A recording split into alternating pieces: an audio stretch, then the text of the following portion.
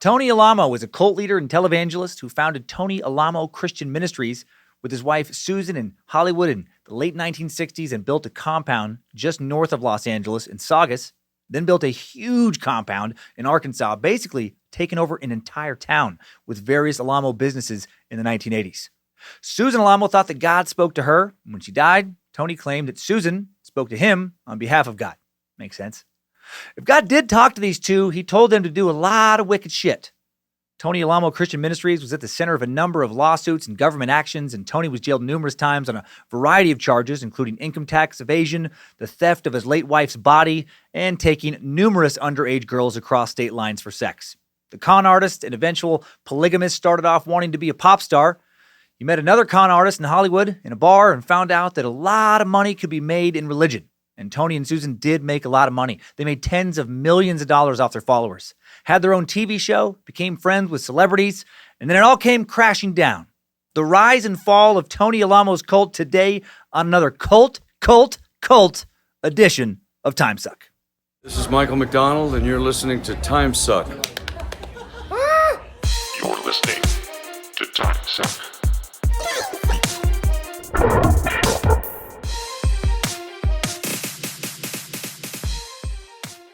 Happy Monday, meat sacks. Hail Nimrod, praise Lucifina, let Bojangles off his leash. Let him run and dial in the Multiverse AM station to Triple M. Welcome to the Cult of the Curious. I'm Dan Cummins, Lucifina's pony play consultant, Nimrod's handler, Bojangles' water bowl refiller, and you are listening to Timesuck. Recording here in the Suck Dungeon in CDA with the script keeper, not with the Reverend Dr. Joe Paisley again. He's still out with COVID, but as of this recording on Thursday, July 23rd, he's on the mend. And hopefully next week, I'll be telling you he's all good. Thanks for sending the Reverend Doctor so many nice messages. Thanks to many of you for subscribing to Joe and I's new podcast, as well as We Dumb on YouTube, Bad Magic Productions, and various podcast players. Becomes a real show on August 12th when the first 2 episodes drop at noon Pacific time. Got a ridiculous new shirt in the store at badmagicmerch.com inspired by my mustache and Logan Keith's twisted mind. It's called Danny Mercury. You get it. Title will make perfect sense if you're confused if you just check it out. And I'm going to save the rest of the announcements for the end of the show. We're trying to keep things moving. We got a lot of cult to talk about today. So much cult.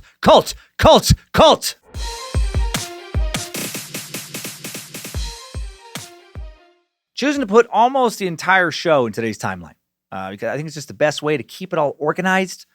It's very scattered, gathering the information for this week. Had to dig deeper than usual for this one, pull from a lot of old articles and documentaries and info from hidden corners of the web. Reagan Library, randomly, was a big help this week. Special thanks to the public libraries out there for your massive archives. This suck would have been pretty skimpy without y'all. And to the Sundance docuseries Ministry of Evil. Ooh, well done. Highly recommend checking that out if you want to learn more about these guys after the end of the suck. And now let's meet the first of today's 2 shitheads. Strap on those boots, soldier. We're marching down a Timesuck timeline.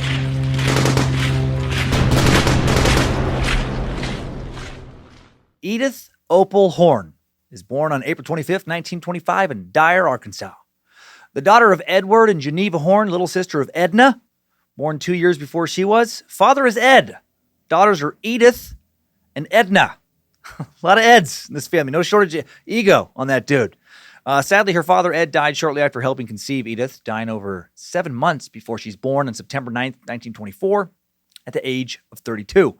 Had he lived and had he and Geneva had more children, I'd bet anything a boy would be named Ed Jr. And another girl would have been Edie or Adelia. Even better, maybe Girl Ed. That'd be fantastic. Hi, I'm Ed. It's my son, Ed. It's my daughters, Edith, Edna, Edie, and Girl Ed. Edith's mother never remarries. Geneva will die when Edith is 28. Dyer was a tiny little Crawford County town in 1925, not much bigger now. Had around 500 people in 1925, now has about 900.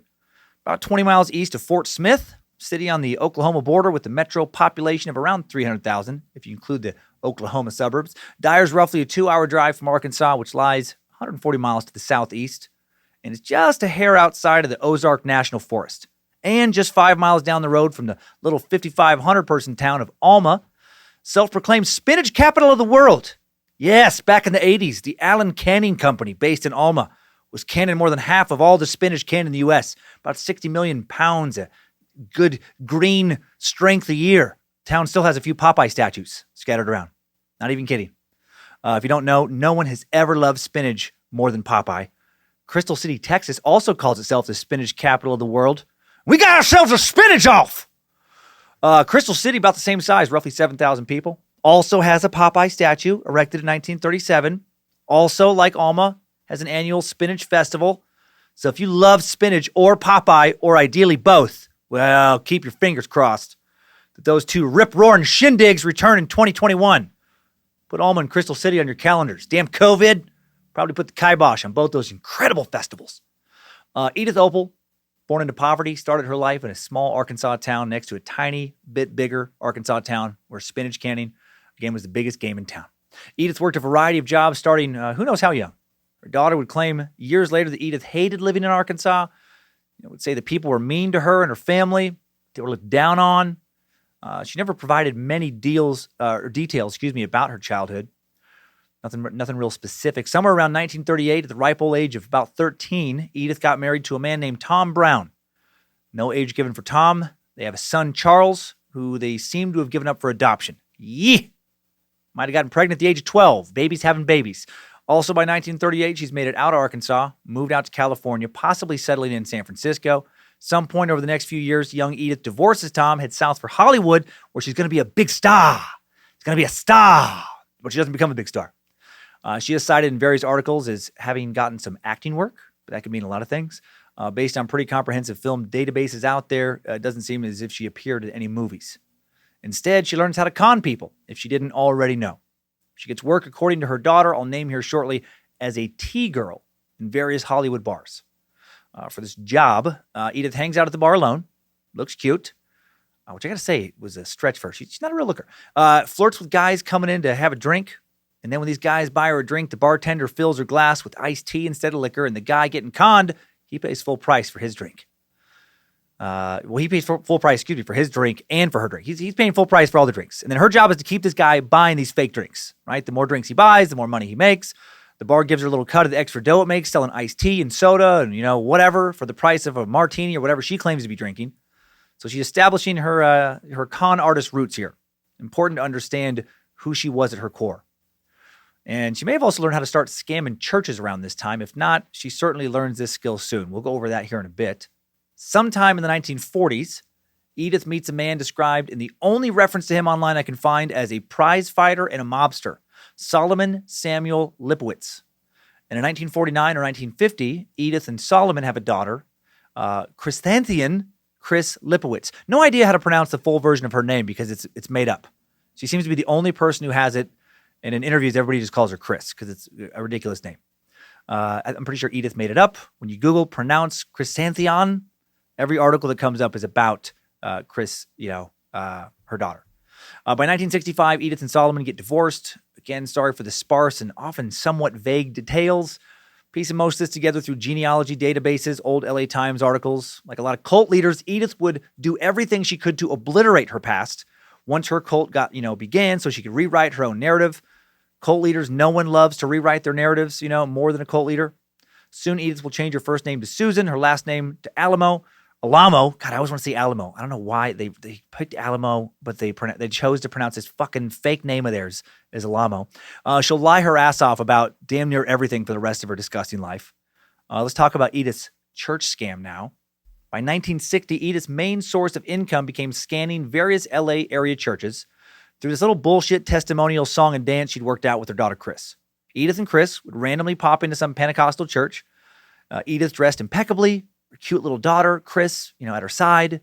At some point in the sermon, the pastor would call on members to give testimony, share with the congregation how your faith in Jesus has transformed your life in some powerful and positive way. Up would shoot Edith's hand.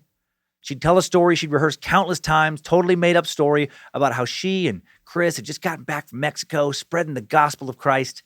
She said she was a single mom, twice divorced. That part was true. She'd fallen into drug and drink.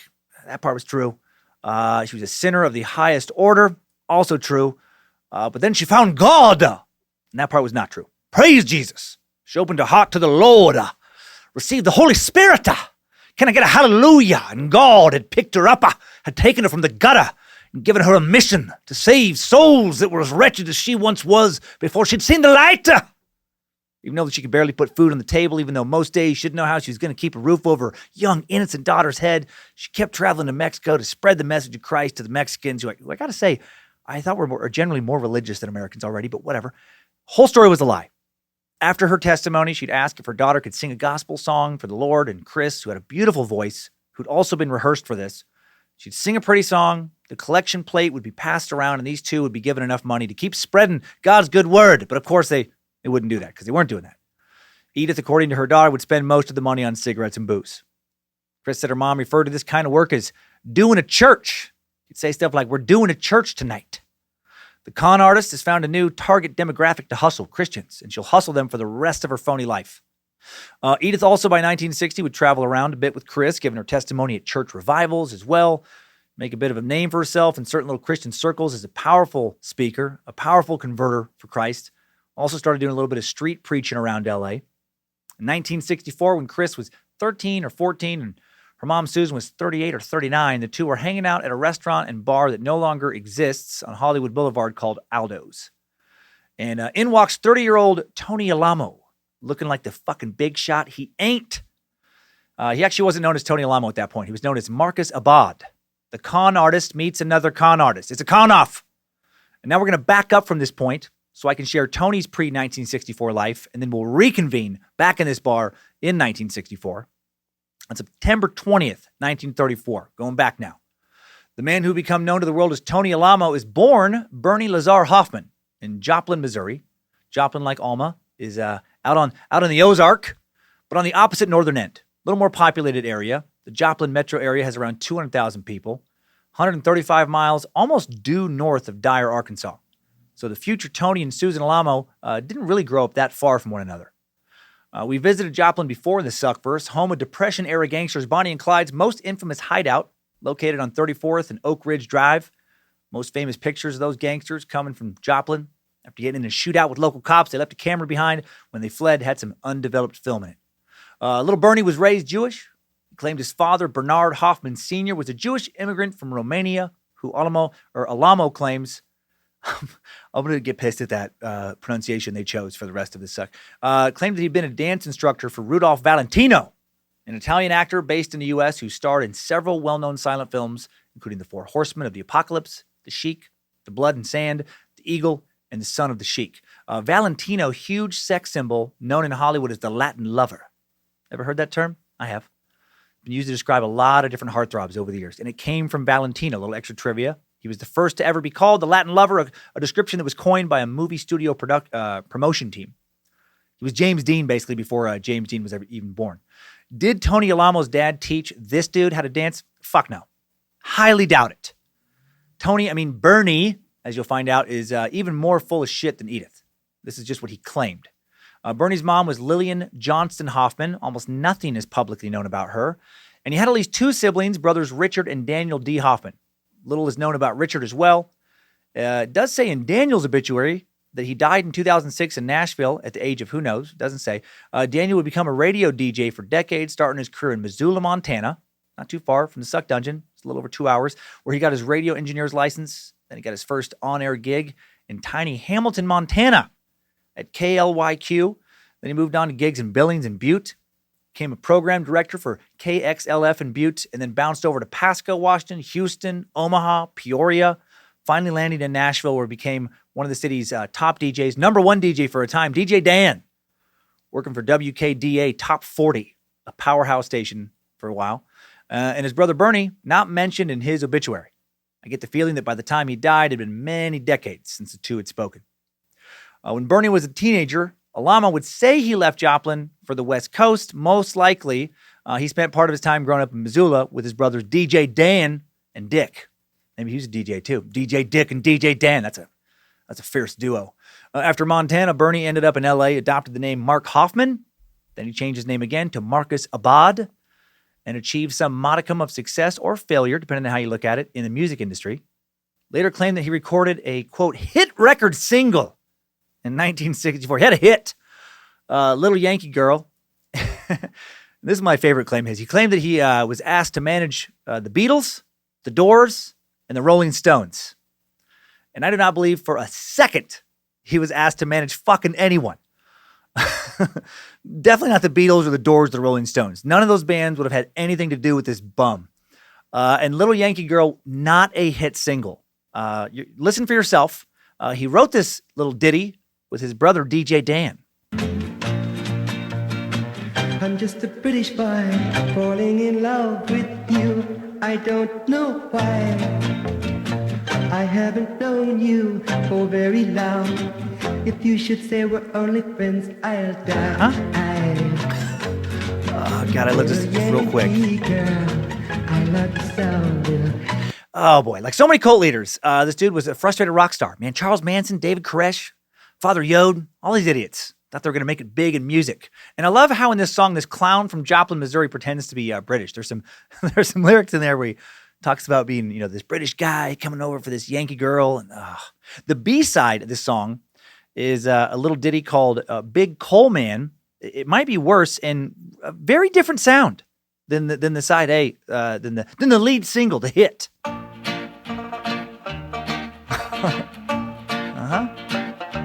Quite a transition. In the mines of Old Coal Town lived a man named Jumbo Brown. Jumbo Brown. He worked all day just digging that coal. Just digging coal. Can't play when he lives in a hole. And can he play when he lives in a hole? I feel like they wrote these songs in about 2 fucking minutes. So he's some British Beatles pop crooner wannabe on the A side, and he's Johnny fucking Cash on the B side. Weird. It's like this guy's a big phony or something, big pretender. Crazy that this dude never exploded in the music biz. These 2 songs pressed onto vinyl on Little Mark Records. Cool little find if you like to collect cult memorabilia. After these hot tracks, Alamo went on to own a health club, maybe. That's what he claimed. Then he went back into the music industry, maybe. That's what he claimed. This dude lied so much, like Susan, and he made such an effort to obliterate his actual past, it's very hard to verify a lot of his claims. May have also had some falling out with his family at some point in the mid-60s. After he meets Edith, he never mentions his real family again, other than to make claims about who his father may have been when he was a boy. So now we're back in 1964, when fast-rising British invasion and country music superstar Marcus Abad walks into Aldo's. Edith Opal Horn, formerly Edith Brown, now Edith Lipowitz, lady who likes to take Christian's money, and her daughter Chris are sitting at a table. Tony looks important. Of course he does. He's a con artist too. And based on what she overhears him saying at the bar, Edith thinks he's a big shot record producer. And he is. I mean, come on. Did you or did you not hear that unfucking deniable musical talent? Did you miss it? Did you miss this? Come on. It's just a Yankee girl. I'm in love. It's Little Yankee Girl, motherfucker! Wake up and smell the talent. Sorry. I was aggressive. Also, super creepy that in 1964, he's singing about little girls based on what this dirtbag will do later. Edith asks Marcus, are you in the music business? And Tony sells her a bunch of big shot nonsense. He's got a hot single. He's considering managing the Beatles, maybe the Stones, blah, blah, blah, blah, blah. Susan tells her that her daughter Chris is going to be music biz's next big star. Showbiz! This is how they do it in Hollywood. The songbird of her generation. They're both doing so well. They're both on the cusp of fame and fortune. At least that's what they tell each other. Chris would later say the truth was neither one of them wanted to pay for the pitcher of beer sitting in between them because they were both broke. Chris also said that before the 3 left Aldo's, her mom leaned across the table and told Tony, did you know that Jesus Christ is coming back to earth again? Oh, boy. Here we go. Tony didn't have a religious background, wasn't raised in the church. Susan's words intrigued him. She was good at selling the gospel. That's how she made her money. Tony later claimed he fell in love with Susan and the gospel almost immediately. I think he fell in love with Susan and the potential to make a lot of money immediately. Chris would recall this meeting in an interview she gave in 2008. She gave more background info about her mom and Tony. She said, Mama had great dreams of being a star. She was beautiful in the weirdest way. Not like you would look at her and go, wow, a striking beauty. I can verify for that. She's got an odd look. When she walked into a room, she had so much command that people stopped talking. We'd go from a few bucks to absolute poverty. I mean, the kind of poverty that Mom and I would be living in a one-room apartment with a pull-down Murphy bed and a hot plate, and we would do mystery cans, where we'd go buy cans that had no labels. You would open these cans, and whatever you opened, you ate. And then we'd get really broke. Mama decided to go into religion. Oh, and then when we get really broke, Mama decided to go into religion. When Chris entered her early teens, she began picking up work as a background vocalist, turning all her money over to her mother. She says that her mom dated a stream of men in the early 60s before she met Tony, at times disappearing for days. And then there was the day at Aldo's. And Chris said, I knew who Tony Alamo was. I'd seen him around the boulevard. He was supposed to be this great big promoter who promoted the Beatles, but I knew he was a bald-faced liar. I knew that he was living with a girl who was pregnant with his child. He wasn't living with her. He was living off of her. So Chris said, so I see this creep coming in with the producer I've worked with, and he's coming right toward the table, and my mother's sitting there, and I'm thinking to myself, oh, crap, not this clown. Then Chris added, she usually picked out men who had a little style and a lot of money. He sits down at the table. He's bullshitting until his face is about to fall off. And my mom's doing the, well, I'm an actress, been around the studio for years, and my daughter's a singer thing. He's like, I just heard her tape. She's fantastic. I can make her a big star. And I'm watching them, and it's like a tennis match of horse crap. Susan converted Tony to Christianity, or at least, that's what she would later claim. At least taught him to lie about being Christian. Taught him how to preach, and then the two started preaching together. Her daughter thinks that her mom did this because in order to make more money, she needed a man, needed a husband. She knew that she wouldn't be able to launch a fake church alone. Christianity just too patriarchal, more so back then than now. Her daughter thinks Edith was using Tony from the very beginning. And that Tony was using, her mom from the very beginning as well. He saw dollar signs in Edith's talk of God, not salvation. How much did Susan believe when it came to the gospel? How much did she convert Tony? We'll never know. We'll never know. I think it was probably all a scam from the start. That's just a hunch. You have to make your own guess. Neither one of them ever later said, oh, it's all a bunch of bullshit. The two of them started running a variety of scams now, testifying, getting that collection plate money, street preaching for tips, on Sunset, Hollywood boulevards. Cut 2 years forward to 1966, after serving a bit of jail time for a weapons charge, Marcus Abad marries Edith Opelhorn on August 19th. Some sources say they changed their names to Tony and Susan Alamo just before they got married, some say after. One source says Edith changed her name to Susan Alamo, and that Bernie changed his name to Tony and then took her last name. I guess it doesn't really matter. From 1966 forward, these two assholes won't change their stupid names anymore. Why Alamo? Tony would later claim that he changed his name to mimic some Italian-American singers who were popular at the time. And again, such a phony, right? In one song, he's got this British pop persona. In another, he's a down-home, good old blue-collar country feller. And then 2 years later, he's trying to be Frank fucking Sinatra. From this point forward, Tony will tell anyone who will listen to his sermon that he found Jesus while he was in a meeting at a big Beverly Hills investment firm. Because he was a super successful producer, right? Of course, he probably took all the money he made from this hot track, put it in the stock market. Tony would say that Jesus came to him at this meeting, told him to preach the second coming of Christ, leave the trappings of immeasurable wealth behind. Sure, he could have been super duper rich, relying on nothing but his otherworldly musical talent and managerial prowess, so off the charts that Mick Jagger was down on his knees begging him to manage the Stones. But no, that's not what God wanted. Tony and Susan passed out religious tracts, preached especially to drug addicts, alcoholics, prostitutes, right? They were just looking for whoever they thought that was the most desperate, to pull into their little orbit. Their ministry was part of the Jesus People movement, in which many of those involved in the counterculture of the 60s began proclaiming a spiritual transformation and an allegiance to Jesus. 1969, Tony and Susan formed the Alamo Christian Foundation, and they get a little headquarters. The street preachers moving on up. Oh, buddy. Yes, sir. By late 1969 or early 1970, the couple, they're living in a rented 3-bedroom home in West Hollywood at the intersection of Crescent Heights and Sunset. I know exactly where that is.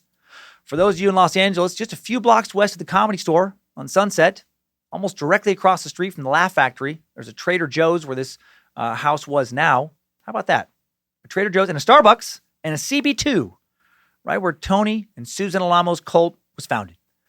They didn't last very long at this spot. Soon, roughly 200 early cult members were living there. So many hippies. Such a little space. The Alamos targeted the same disenfranchised youth in Hollywood so many other cults were targeting at the same time. This house was less than half a mile from where Father Yode's Source family cult was getting started at the exact same time, right down Sunset, right where the Source restaurant was. Cabo Cantina now currently sits. The Manson family, they were fucking around in Hollywood in 1969, 1970. They were, living a bit north of the city, up on Spawn Ranch, but still a lot of time, around Hollywood, killing around Hollywood. In August of 1969, when the Alamos were settling into their crowded home, David Berg's Children of God, they were getting going just south of LA in Huntington Beach. Jim Jones, People's Temple followers, they were dicking around LA as well. They'd have an LA chapter established by 1972, and on and on. 1970s Hollywood provided fertile ground for a cult to grow. The U.S. was so polarized. Were you for the Vietnam War? Were you against it? Most youth were against it. Most of their parents were for it. Teens were running away from homes of their Midwestern parents in droves and hitchhiking across the country to follow LSD guru Timothy Leary's 1966 advice to turn on, tune in, and drop out. Teens who'd grown up in rigid, conservative, authoritarian households that arrived in the belly of the beast to sex, drugs, and rock and roll. Hollywood Boulevard, Sunset Strip. And some of these kids embraced LA's free-loving hippie ways. And those kids were more likely to drift down to the Source restaurant and get recruited by Father Yod. Ballin', baby. Following the path. Embracing the journey. These new ideas scared a lot of other kids raised in fire and brimstone, rigid Christian homes, kids who are now worried about their eternal souls. And these kids, Susan and Tony's hellfire street preaching appealed more to them. Hollywood is the devil's playground. Don't let Satan in his free-loving ways damn your soul to eternal hellfire. And to escape the good times of awesome late 60s music and hot STD, low STD risk, birth-controlled hippie sex, Hail Lucifina, some of these sad sacks ended up in Alamo's compound. Right? Oh, man, I don't want any of that. I don't want any of that hippie sex. I don't want to listen to that good music. I want to hang out and listen to you guys talk about hell. Tony and Susan quickly convinced a core group of these kids to sell their possessions, give all of their worldly trappings to the cause of righteous salvation. It is easier for a camel to go through the eye of a needle than for a rich man to enter the kingdom of God. So give me your shit, kid. The young cult now listening to daily sermons by Tony and Susan, lost teens and young adults packed like sardines in his 3-bedroom home, sleeping crammed into rooms or out on the lawn. They didn't stay too long again in this location. Their neighbors, didn't love living next to 200 zealots for some crazy reason. The West Hollywood police began stopping by, often citing the Alamos for unsanitary conditions and various code violations. So in early 1970, the Alamos used the money they'd gotten from their first wave of recruits to buy their first true compound. Susan wanted to get away from complaining neighbors and pestering police officers, so they bought property in Saugus's Mint Canyon, about 45 minutes northwest of Hollywood. At the time, little longer drive now, depending on traffic. Saugus is a neighborhood on the outskirts, very outskirts of Santa Clarita, the metro area. Very, very edge of LA's metro area as well, about halfway between downtown Santa Clarita and Palmdale. They bought a 12-acre parcel on the Sierra Highway, and then another 150 acres 4 miles north. They built a church on the 12-acre parcel. The address is 13136 Sierra Highway, Canyon Country, California. It still stands today. Scoped it out on Google Street View. Looks like the view's fairly recent. It's closed down. It's dilapidated, but the sign, Tony Alamo Christian Church, still out front. This place is way out in the very northeast end of Santa Clarita, north of the Antelope Valley Freeway, about 10 miles due east of Castaic Lake, 2 miles south of Bouquet Reservoir. Very strategic placement. So close to Hollywood, but also out in the fucking boonies. Bordered to the north by the Angeles National Forest. Angeles, there we go. Angeles National Forest. I don't know why. It's perfect. Easy access to new recruits, but also no one's going to bother you out there. It's a great place to isolate people. Some of those disenfranchised youth who came to stay with them on Sunset Boulevard, came from some pretty damn wealthy families. Susan Alamo's daughter, Chris, would later claim that her mom and Tony didn't just take anyone into the cult. They would publicly claim, in one interview after another, that almost all their followers showed up at their door with nothing but the clothes on their back and a yearning for salvation in their hearts. But that was bullshit. Chris said her mom and stepdad were strategic. They took some down and out cases, some real big gullible fish as well to balance them out. And I believe Chris. The Alamos would build dorms on this land for the cult members to sleep in, various other houses, big place to eat, a nice home, of course, for Tony and Susan. They eventually converted the property into a working farm. Followers living in Saugus called themselves the Jesus Children, and they drove to and from LA in a bus called Heaven to do more recruiting and street preaching. Tony and Susan Alamo Christian Foundation was alive and thriving. Services were held at the compound church every evening at 8 p.m. Every evening. On Sunday, services held at 3 p.m. and 8 p.m., and they were open to the public. Recruit. Cult. Followers who were going to live on this new compound, and it was a compound, were now required to sell their earthly goods and hand over their money to Tony and Susan. You didn't get to just kind of check it out. Really, if you're going to be there for any length of time, you got to give all your shit to the cause. One of those who did this, one of the followers early, was Greg Wilson. Greg Wilson graduated from UCLA in 1970, became a musician. traveled, played music in a group for about 3 years. He would later say in an interview, during that time, I began to go on a kind of a spiritual search, and it took me through some pretty strange experiences. I dabbled in Eastern philosophies and religions, but nothing satisfied me to any real degree. I was restless and never really had a home during that period of time. I had no close friends except for the people I played music with in the group. One time in Monterey, I had an experience in which God rattled my cage, and I started reading the Bible for the first time in my life. Something in it really spoke to me more than anything else I'd ever read. I embarked on a search to find someone who could show me a way of living, the way I thought Christ was telling me to live in the Bible. I left the musical group, and my search was getting desperate. I saw imperfection in the lives of everyone I met who claimed to be Christian. I thought Christ was saying that there was a way to be perfect, and I wasn't finding anybody who was living that kind of life. I ended up in Santa Monica, started drinking to console myself, to drown my sorrows. It's a good place to drink. Santa Monica's awesome. Because I sensed no direction at all in my life. I remember one morning walking around aimlessly near the Santa Monica Pier where I encountered some young people passing out gospel tracts. I took one of their tracts and was really turned off by it. I read it over and it just seemed like trash to me. And yet I was curious about the young people who were so aggressively passing out the gospel tracts to anybody who would take them. Eventually, a couple of these kids approached me and gave me a real hellfire and brimstone message that if I didn't get right with God, I would spend all eternity in hell. Fear. Nothing sells like fear. And nothing's more fearful than thinking that you, A, have an eternal soul, and that B, it will literally burn forever if you don't play the game of life right. Best sales pitch of all time. Join now or burn forever. We're having one hell of a sale. Buy or fucking burn. Greg continues, I remember their directness and the really powerful way they witnessed to me. They looked me in the eye and pulled me out of the heavy-duty fear scriptures in the Bible. The heavy-duty fear scriptures in the Bible. Susan had taught them well, right? She knew how to sell a testimony. It was her main scam for years. And Greg said they had quite an impact on me. And they told me that they had a service at a church in Saugus. They said that a bus would be leaving that evening for Saugus and that they would provide transportation back. About 10 minutes later, as I was walking back to my house, I got witnessed by several others in the group who gave me the same powerful, confident, bold treatment. Back at the house, I reread the tract I'd been given and noticed that it was distributed by an organization called the Tony and Susan Alamo Christian Foundation. I felt the tract which contained Tony's life story was absurd. Oh my God, and I'm sure it was. I wish I could find one of those original pamphlets. I would love to read what Tony wrote about his life story. I can only imagine how grandiose the claims were. Before God saved my soul, I was a real schmuck, real nudnik. Sure, I was a multimillionaire, hotshot Hollywood record producer, promoted the Beatles. Sure, the Rolling Stones wanted me to be their manager. Yes, I produced Led Zeppelin's first 3 albums, and Jim Morrison, well, he'd still be alive if I would have taken him under my wing. Of course, I dated Janis Joplin. My nickname was Bobby McGee, and the rumors are true. I taught Jimi Hendrix how to solo on a guitar. But what does any of that matter when you don't have your soul? Why, I remember one night I was sitting on the couch in the green room at the Hollywood Bowl with the guys from Pink Floyd after promoting one of their sold-out shows, surrounded by groupies, sitting in front of a mound of cocaine. Roger just asked me if I wanted to have a new Porsche that he didn't want to drive anymore, and I just thought, what am I doing with my life? Anyway, back to Greg. I was so down in the life I was leading that I thought to myself, gosh, what am I going to do tonight? It was a Friday night.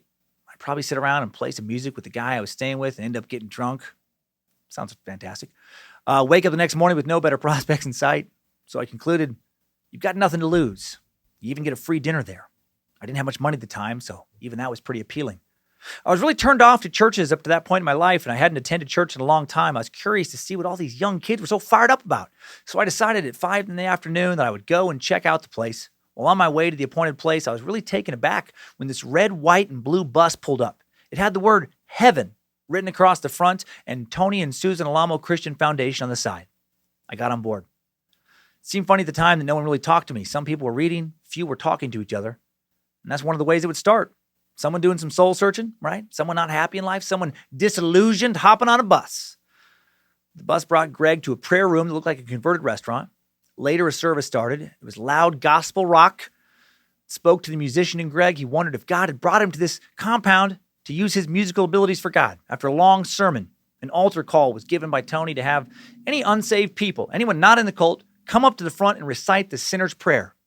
Dear Lord Jesus, I know that I'm a sinner and I ask for your forgiveness. I believe you died for my sins and rose from the dead. I turn from my sins and invite you to come into my heart and life.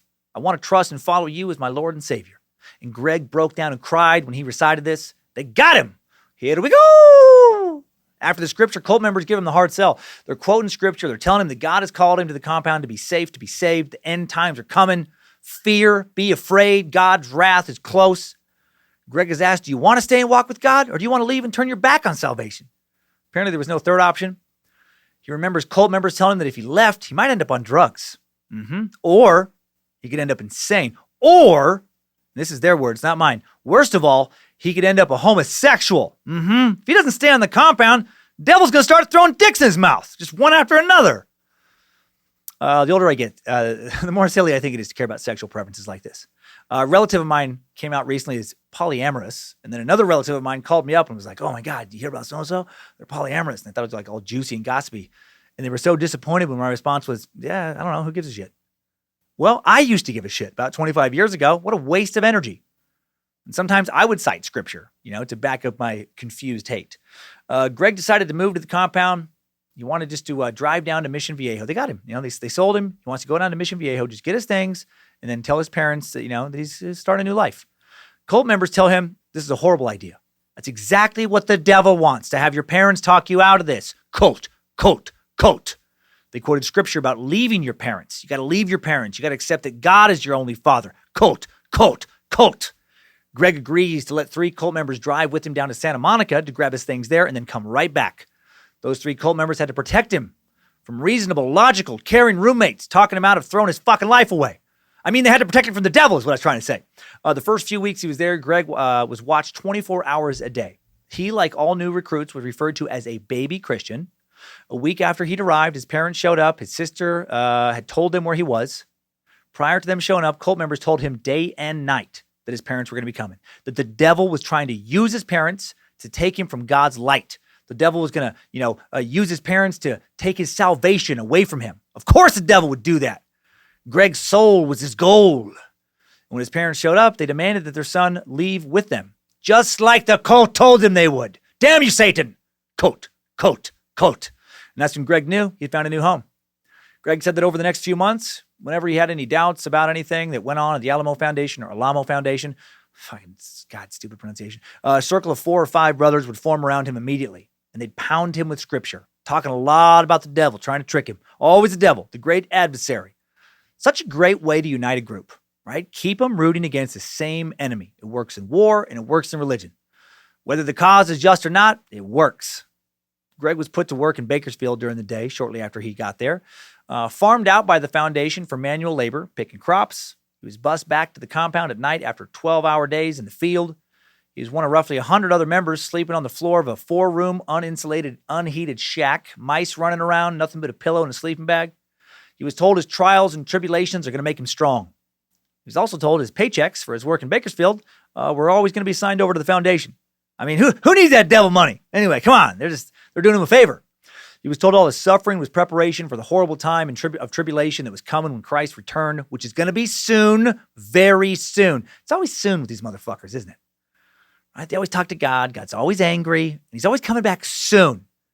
And he's not fucking around when he comes back. You got to build that ticking clock into your cult. It works in film and television narratives, and it works in cults, right? You got to raise the stakes. You got to be vigilant. You got to prepare. There isn't much time. If shit isn't going to hit the fan for years and years, well, then there's no urgency. There's no real pressure to be in the cult. You still got time to swing your dick around a little, live it up. Greg said that the food at the Saugus compound was worse than the accommodations. He said there was a lot of health problems the members were having. People's teeth are falling out. Hair is thinning. A lot of intestinal troubles. Why? Because their food is shit. They get their food from various LA grocery stores, from dumpsters, expired food that the stores couldn't sell, spoiled food with little to no nutritional value, and they don't get enough of it. And they don't get enough sleep, right? They get 4 or 5 hours of sleep a night, constantly being woken up in the middle of the night, asked to pray for this, pray for that. Tired, hungry, scared, confused. Classic cult power moves. Cult. And then Greg got lucky. He got real lucky.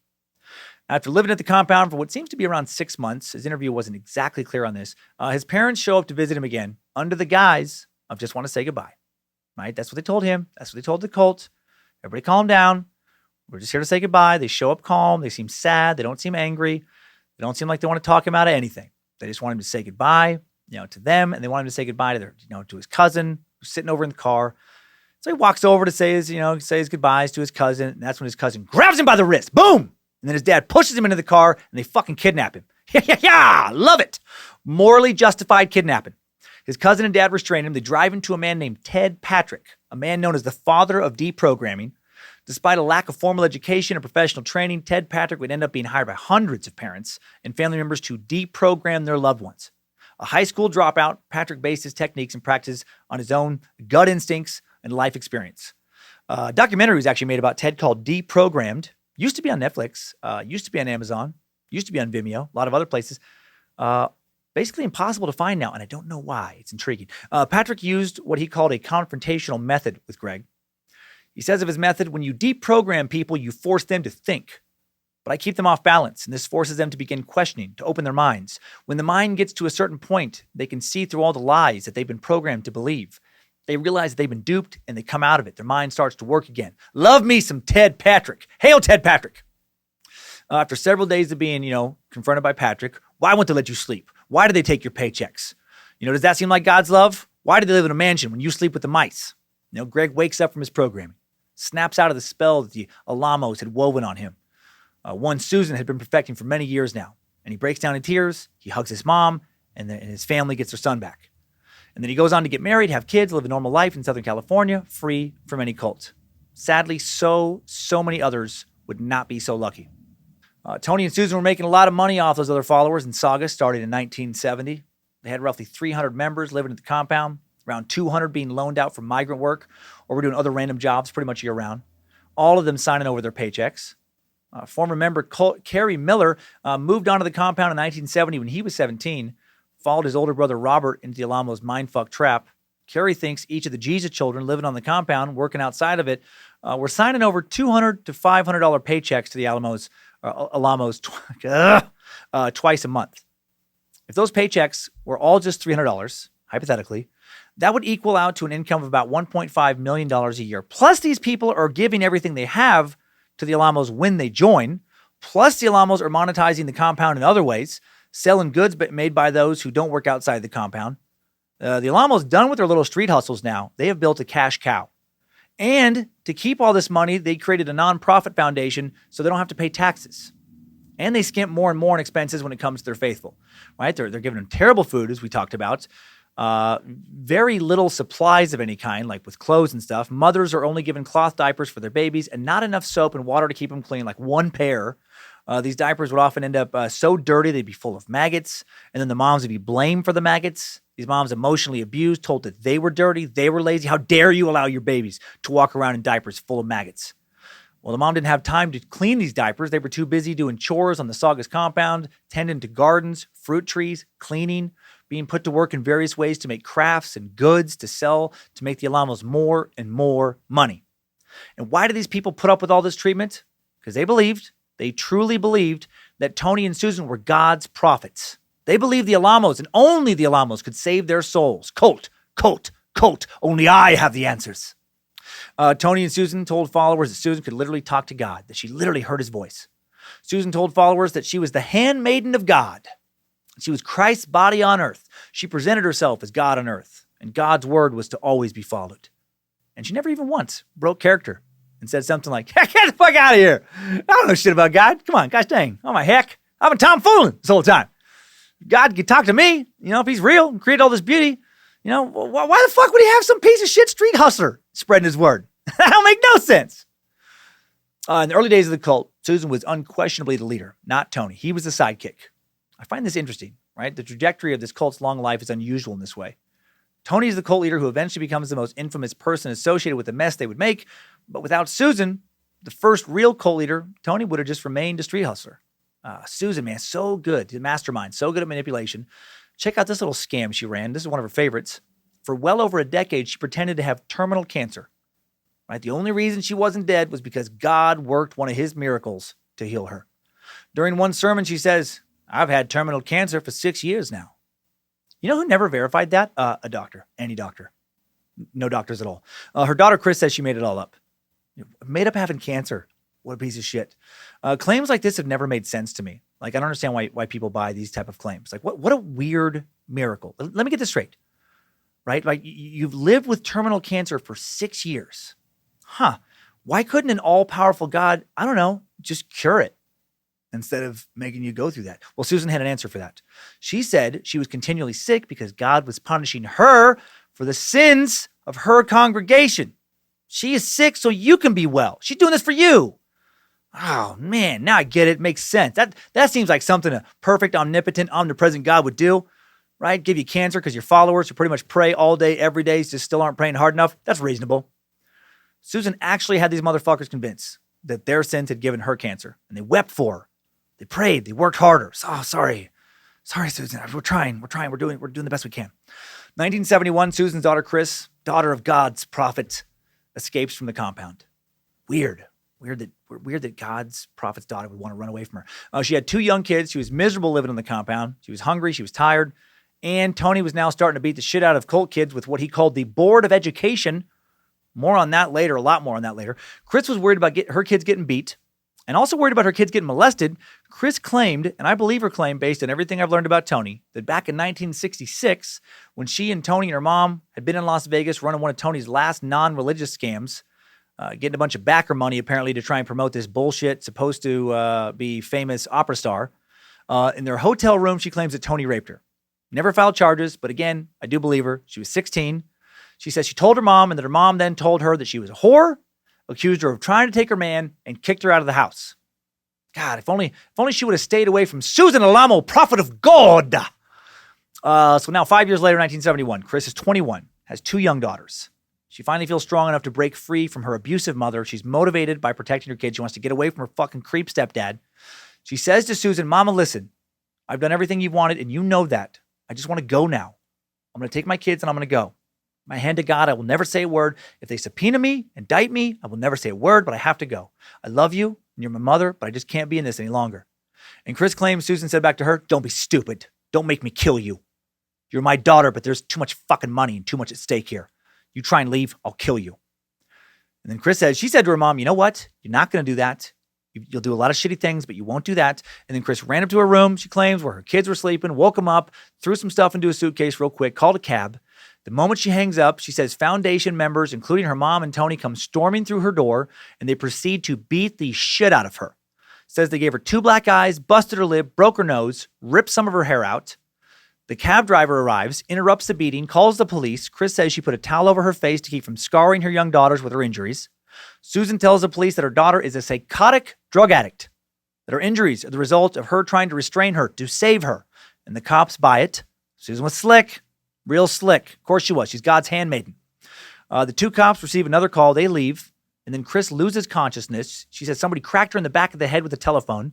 When she comes to later on the floor, her kids are gone.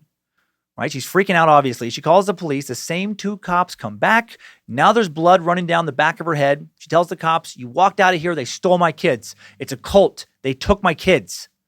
Police found one of her daughters hiding in a closet. Her daughter, her other daughter, the baby, was with the baby's father, also a cult member. So they couldn't take that daughter right away. The police take Chris and her older daughter to a police station and say, we need to take you to a hospital, but can we get some pictures taken of you first? Can you hold up? She agrees. And after she agrees, she says the station phone rings. It's a call for her. She picks it up, and it's one of the her mom's lawyers. She hears a voice say, Chris, don't say anything about who's on the phone. If you file anything, you will never see your daughter again. If you want your daughter, you need to leave there right now. Don't sign anything. Come back to the house and get her. So then Chris, with a police escort, drives back to the compound, gets her other daughter, leaves, does not press charges, and never sees her mom or Tony ever again. For the next several years, she says she moved constantly. She was living in fear, terribly afraid that her mom was going to find her and kill her. After Chris leaves, Susan and Tony tell everyone that the devil had taken her. She'd let the devil into her soul. She turned against God's prophet. She turned against the cult. Church. She'd been banished from the compound to keep everyone else's souls safe, right? Classic cult leader move. Well played, handmaiden. When someone leaves the cult, you never say, listen, things just wouldn't work out. They're great. No, Chris is great. I love her, but she just didn't want to be here anymore. And that's okay. That's her right. We should all live the life that, we want to live. No, fuck no. That opens up the door for others to leave. And pretty soon the whole cult crumbles. No, they didn't want to leave. No, they wanted to destroy the cult. They joined the adversary. They wanted to steal your soul and condemn it to eternal flames and being the strong leader that I am, being God's prophet. I cast out my only daughter. I cast out my own granddaughters. What an evil, heartless fuck Susan Alamo was. Her daughter and her granddaughters. Her death is coming up in this timeline. And so good. So fitting. Cult members were forbidden from saying anything about, Chris after this. She's now known forever as being one of the devil, one of Satan's tools. And if you speak well of her, well, you're risking banishment yourself. And banishment equals a one-way ticket straight to hell. A mass migration does not follow Chris's departure, and Susan and Tony continue to rake in that sweet cult money. Yep, things getting better for the Alamos now, actually. They get a TV show. Moving on up. 2 years later, these two dipshits get what they came to Hollywood for in the first place. Back when they openly didn't really give a shit about God. They get to be a couple of stars, kind of. Beginning in 1973, the Alamo Christian Foundation begins producing and syndicating the Tony and Susan Alamo Christian television program, and it was apparently very, very profitable. The show was a hit, ran on a variety of random Christian TV stations around the world, brought in a lot of new members, a lot of donations, a lot of viewers, sent the Alamos a lot of money. They're cult leaders and they're televangelists now. Tony gets to sing, Susan gets to preach, cult members in the audience would come forward and give their testimonies, and the money would flow in. Susan's wearing dresses she'd bought and had custom fitted on Rodeo Drive, while her cult's babies are walking around in maggot-infested diapers. Tony's wearing custom-tailored Italian suits. Of course he is. He's Italian. He's Alamo. While his followers sleep with mice on the floor. They're running the same scam Susan ran years ago with her daughter Chris, but now they're scamming people around the world, many of them at the same time. Now they got star power. Right now they have Hollywood production value. The show's set. It does look good. Looks like some network variety show set. Really well lit, well shot, great set deck. Good costuming. They did it right. They shoot this show from 1973 to 1979. They'd shoot it in Hollywood for the first 2 years, Nashville for a couple years, and then finally end up shooting it in Dyer, Arkansas. When we head back to Arkansas, we'll be there soon. Here's a little taste of this show. More sweet Tony Alamo crooning to come, followed by a little bit of Susan Alamo's beautiful preaching. In this world so full of darkness, many people lose their way. I really recommend giving this a look. Thinking about tomorrow, living only for today. He's not a real solid performer. This crystal mountain shines the light. There's Susan, waiting for her turn to talk. Looking a little angry, actually. Let's wrap it up, Tony. Come on, Tony. Let's get to the ending. Come on, buddy. My show. I'm the handmaiden. Come with me up to this mountain where the crystal. All dressed up beautifully. A solid backing band. It's like a set, kind of like the Tonight Show or something might have.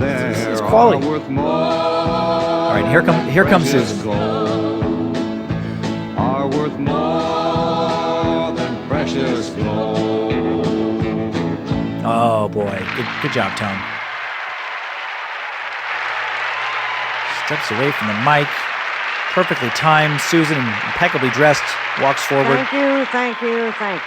And greetings again in the wonderful name of Jesus Christ, our Lord. And it is good to be with you again. And thank you so much for having us in your homes. And we know that so many of you truly are, because we do get so many cards and letters from you. Mm-hmm. And on this song that Tony just sang, Crystal Mountain, to each and every one of you who write to us this week, we want to send out this new song to you. It has just been recently recorded here in Nashville, Tennessee. That's weird. Tony they Alamo would give it away. Crystal Mountain. Oh, okay. Now that address is, so many of you are saying, I'm having trouble getting the address. Now, while you get a pencil and paper, 13136 Sierra Highway, Saugus, California. Now, is that hard to remember? I like that she gets a little snappy with the audience. 136 Sierra Highway in Saugus, California. And remember, free it's just all free. And postpaid to you, to any of you who will just write this week and say, please send me Tony's new record, his new release, Crystal Mountain. and we'll be more than happy to send it right along to you. Yeah, we don't want anything from you. Because we other do than enjoy everything. hearing from you. Mm-hmm. And we know that you are watching and that you are interested in the program. That we certainly know because we do hear from enough of you. Okay. And now, Mary Jane is going to sing for us, Too Busy. But before Mary sings this song, I want to have her come down and tell us, of course, what this program, I don't know how it gets called the Tony and Susan Alamo Show, because I don't think there's anything particularly a show about it. It is positively an evangelistic program. And then she'll have these people come up and give their testimonies. And there is numerous people in these documentaries to talk about later that the way they look on this program is not at all how they look on the compound. They would clean them up, they would dress them up, they would walk them out, have a little song and dance, and then go back to like slave labor back at the compound. 12-hour days, dirty clothes, all that stuff. It's all business to them. And in 1973, the U.S. Department of Labor and the IRS come knocking on the door of the Saugus compound to talk about their little bit of business they're doing. Right? They believe the Alamos are all business and not actually a church. And they start thinking, maybe it's kind of illegal to not pay people for anything ever, or not pay taxes ever. And they start asking a lot of questions the Alamos don't want to answer. So what did the Alamos do? Well, of course, they start paying everyone. And they admit to the IRS, yeah, you know what? We're sorry. Of course, this is obviously a for-profit business. We should have been, I'm sorry, it was a misunderstanding. And they apologize, and they tell the agents, absolutely, we'll start paying our taxes right away. That's what God wants. No, they don't do that. They bounce. They scoot back out to Arkansas. 1975, the Alamos tell their followers that they need to move to where the gospel is strong, to the Bible Belt. They return to Dyer, Arkansas, where Susan grew up. Susan tells her show's viewers, I was born and raised in the Bible Belt, in the state of Arkansas. I was 9 years old when God came down from the heavens and touched my little body, racked with tuberculosis, dying, touched me and healed me, and I have not believers. Her daughter Chris said that her mom never had tuberculosis. Another lie. All lies. They leave some of their leadership in Saugus to keep things going at that compound. Can't abandon that cash cow, no sir. They hire a good lawyer to fend off the IRS and the Department of Labor for a while. They reincorporate. Then they, dissolve, then they reincorporate again, then they dissolve and reincorporate some more. They create the most confusing paper trail they can to slow down investigators. They moved to Arkansas because Susan is familiar with the area. It's also close to Texas and Oklahoma. Should the law give them problems, they can bounce quickly across state lines. The cult buys a whole bunch of land outside of Dyer near Alma, 243 acres, over 1 million square yards of land. And over the next several years, nearly 800 Alamo followers will move onto Tony and Susan's Arkansas compound, where they will build themselves a virtual town. Fucked up, but also impressive as hell. They end up basically running Dyer and Alma. There's, of course, a church on the compound. There's a TV studio, a store. You get some groceries and stuff. Dormitories, duplexes, little medical center, Olympic-sized swimming pool, big park for the kids, daycare. It's gated and fenced. There's guard towers. There's 24-hour security patrols. Eventually, even some small factories will be built on this property. Profitable sweatshops. The Alamos, of course, live in luxury at their compound. Followers, build them a 2-story, 13,064 square foot mansion, over 13,000 square feet, 6-car garage, huge heart-shaped pool out back, all for the glory of God. These charlatans. They could seat over 100 for dinner in their massive dining room. There was a recording studio in the basement, so Tony could work on his sweet, sweet-ass music. Too bad Tony was never able to collaborate with rival cult leader, an incredible musician and vocalist, Father Yod from the Source Cult. What amazing duets they could have pulled off. I'm just a British boy falling in love with you. I don't know why. I haven't known you for very long, baby. If you should only say we're friends, I'll die. Little Yankee girl, I love you so. Ballin', baby. Little Yankee girl. Don't ask how I know. It's just a Yankee girl. I'm in love with you, baby. Following the path. How great of a track would that have been? What a hit. What a Hot Tracks hit. They opened a ton of businesses in the area. They established the main branch of the Music Square Church, is what they're calling themselves now. In Alma, at one time, Alamo owns 29 different businesses in Alma alone.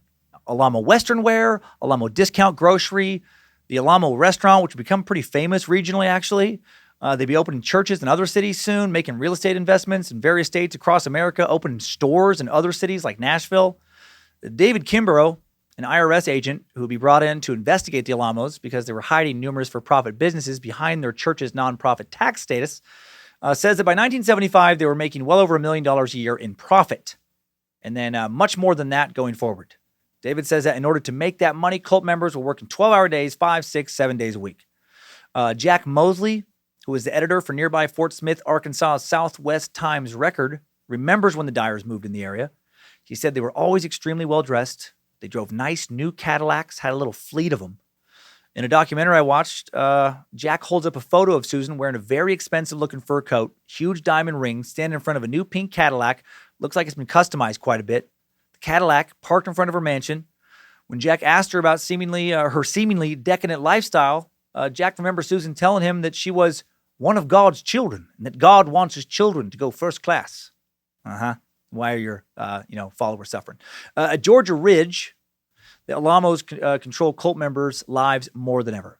I think I already mentioned this place is called Georgia Ridge, right? So we're not in Georgia. We're still in Arkansas. It's just called Georgia Ridge. Members not allowed to be alone. They were kept busy. Mandatory Bible studies all the time. Daily sermons. Rigorous work schedules. Messed up sleep schedules. You had no time to sit and think and reflect. No time for your thoughts.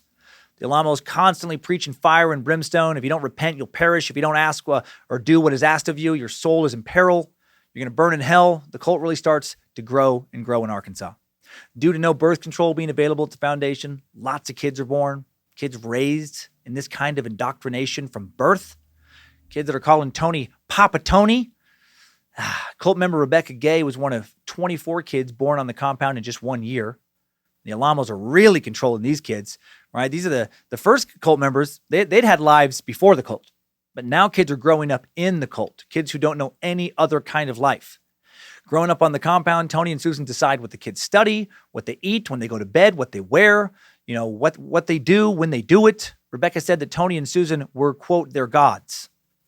One of these kids was Benji Risha. Benji actually was not born in the cult. He was the very rare kid, the only one that I know of adopted by the Alamos shortly before they moved to Arkansas. Adopted as a baby, so he might as well have been born on the compound. Benji grew up being told that Susan was his real mom, that his birth mom was burning in hell for not taking care of him. So that's fun. In the documentary Ministry of Evil, The Twisted Cult of Tony Alamo, Benji speaks of what he and others call the Spec House in the Georgia Ridge compound. In this house, reports are dealt with. Remember those beatings I mentioned earlier? The one Susan's daughter, Chris, was afraid that her kids would receive? Get into these now. Tony and Susan had a reporting system. When someone thought that you did something wrong, they would write up a report. And that report would be filed, and it would be collected and taken to Tony and Susan. They had little official cards made up for this and everything, little places to drop them off. Members would carry these cards around at all times, or at least have them, nearby. Check out this list of complaints former members wrote up reports for. Using a microwave on the Sabbath. Talking to someone they weren't supposed to. So you'd write that down in a report. Fucking Bob. Talking to someone he's not supposed to. Spilled something in the kitchen. Oh, clumsy Sheila. She's ruining God's plan. Doing laundry on the Sabbath. Spoke contrary to the Bible. Called Tony a liar. Emailed his father. Flicked Susan's clit from east to west as opposed to vice versa. Questioned Susan's authority. Giving someone a neck rub. Laughing in the prayer room. Okay, maybe I made up the one about the clit flick. I wish that one was true. God's handmaiden told you exactly how to flick her clit. East to west. East to west. But the rest were real. Children reported parents. Parents reported their kids. Husbands reported wives. People reported themselves. People would report themselves because they didn't want to go to hell. They were afraid someone else would see them, find out that they hadn't told themselves. It was like some Gestapo shit, like Stalinist Russia, where neighbors reported neighbors before they thought those neighbors would report them for not being communist enough. Punishments for these infractions varied. There was a special building on the compound, a punishment building where you might have to sleep on the floor for a while, kind of like being put in timeout. You could also be sent to work and live on the pig farm on the compound. Apparently, work there and lodgings really sucked. Ultimate punishment was banishment, right? Exile from the cult. Debbie Shriver, author of a book published in 2018 called Whispering in the Daylight, The Children of Tony Alamo Christian Ministries and Their Journey to Freedom. A woman who has studied this particular cult perhaps more than any other person says that banishment was worse than death. It was spiritual death. Right? These people mostly, again, staying on the compound out of fear. They're convinced that if they're not in Susan Alamo's good graces, they're going to burn in hell. Another punishment dished out in the spec house was the Board of Education. Several grown men would hold a kid down. Someone would grab the Board of Education, a heavy wooden paddle with holes drilled through it. Reminds me of a cricket bat. It's hefty. It's sizable. And Tony would tell them to, quote, chop wood. The men were told, if you don't spank them hard enough, we'll have someone spank you. And they would. Grown-ups could also get fucking beaten with the board. Former members said that they never thought about reporting this abuse because they didn't want to go to hell. And they believed. They were sorry. They believed that they deserved to be beaten. Right? If Tony's telling them they need to be beaten, if Susan's telling them, well then, God must have told Tony or Susan to say that. These people would hit little kids on the ass with this thing as hard as they could, literally. A couple years further along in this timeline, I'm going to share a particularly gruesome example of a beating with the Board of Education. Let's pause on the beatings, talk about the Alamos businesses again. The Alamos, they're killing it in Arkansas. They're driving those new custom Cadillacs, living in a big mansion. Former member Rebecca remembers the Alamos preaching about how they were all supposed to live like that. It was going to be the Cadillac ministry. They would all soon have mansions and Cadillacs, but you got to get your shit together. You got to pray harder. You got to stop sinning so much. Peter Georgiades, his name is not pronounced anywhere. Peter Georgia Des is how it's spelled.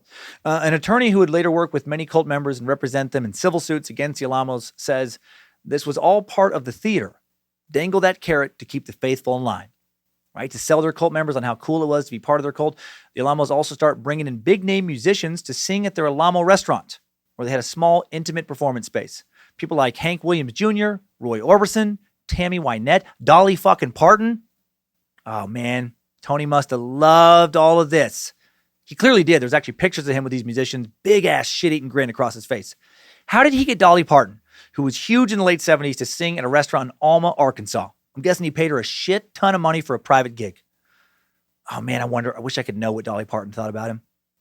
Can you believe this Alamo clown could have managed the Beatles? My sweet southern ass. Kiss my grits. Damn fool handed me his record. Marcus Abad.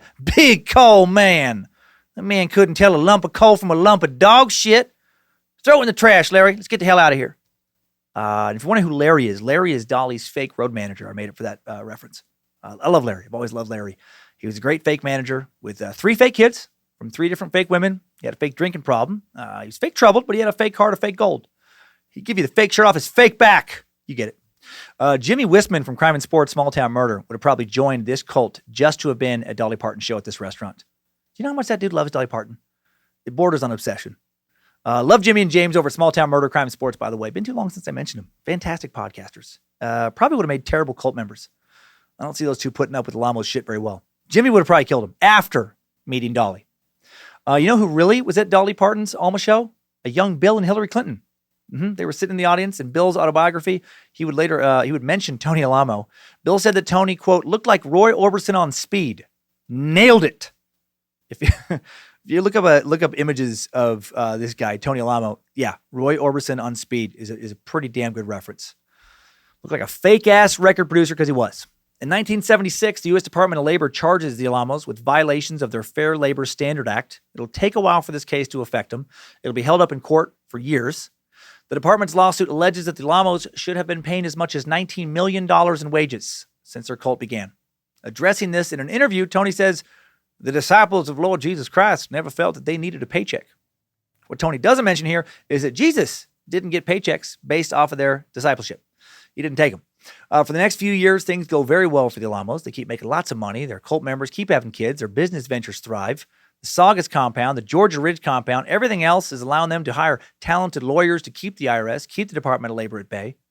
In 1980, locals are really wondering what the fuck's going on with the Alamos. What are those weirdos doing out there, right, on their compound? Why do they own so many businesses around here? To prove to their neighbors in Arkansas that cult members are normal, they have pictures taken of kids playing at the pool, playground, pictures of cult members looking happy, doing normal stuff, just making beds, cooking some food, smiling. They make a big book called the Foundation Book, and this book is then given out for free around Dyer and Alma. We're normal, we're normal. Look at all these pictures of happy people.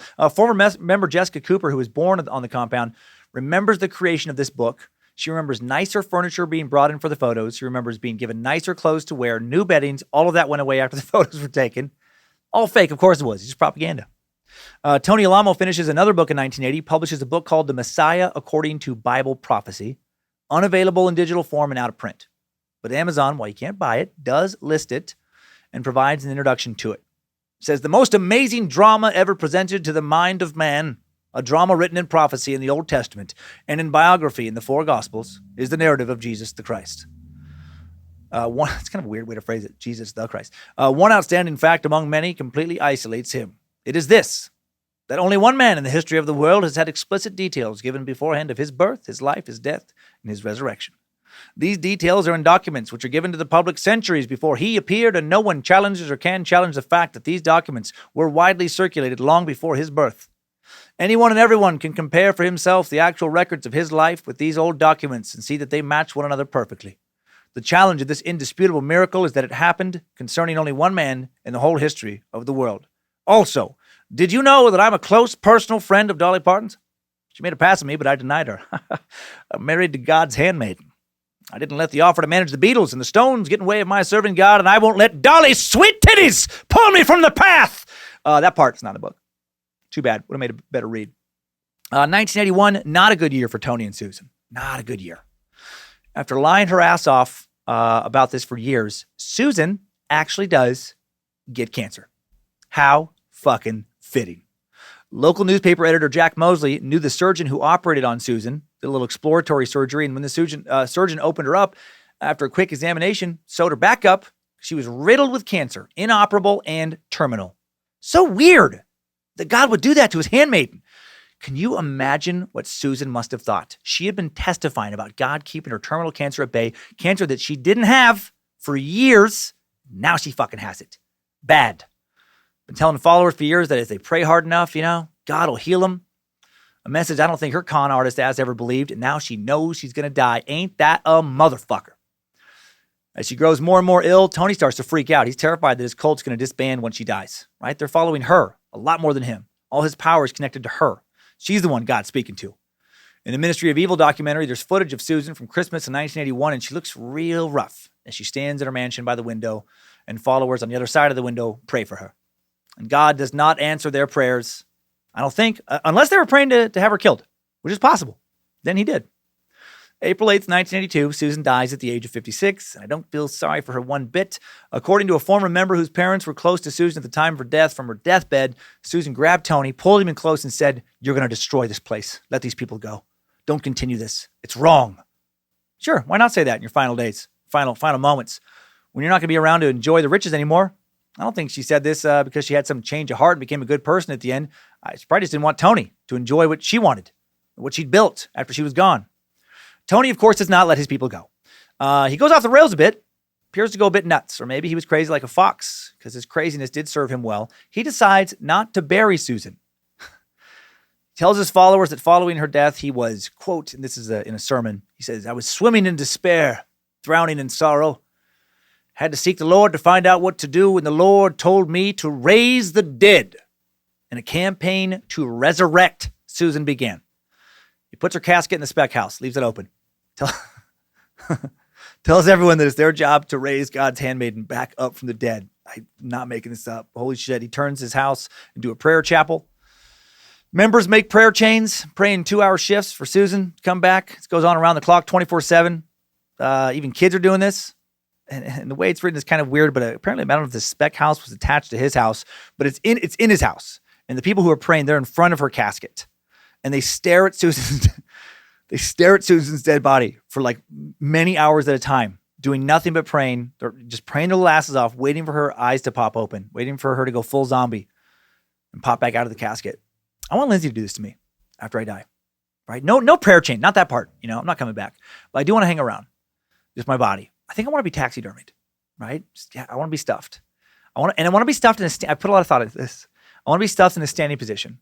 And I want my joints to be replaced with like a ball bearing situation, so you can, like I'm an action figure.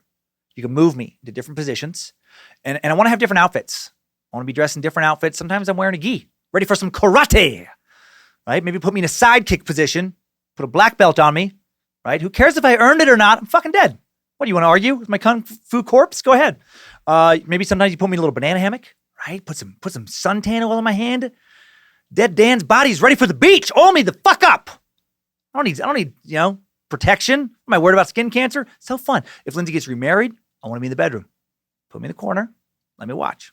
Always watching. But seriously, though, how creepy is this resurrection campaign? And it goes on for over a year. Shortly after Susan dies, Tony tells his followers that she's talking to him from heaven. That's fun. God talks to Susan. Now Susan talks to Tony. So now he's kind of God's handmaid. He's Susan's handmaiden, who is still God's handmaiden. He's the handmaiden's handmaiden. It's a little convoluted, but it works. His followers are so brainwashed at this point, they'll believe anything. So now Tony is the new Susan. Until, Susan comes back from the dead, of course. Tony has to deal with more than Susan's death in 1982. He also has to deal with the government as well. 3 weeks after she dies, the U.S. Department of Labor's lawsuit regarding the Alamo Foundation not paying its employees finally goes to trial. Tony tells his followers he's now fighting the one world government.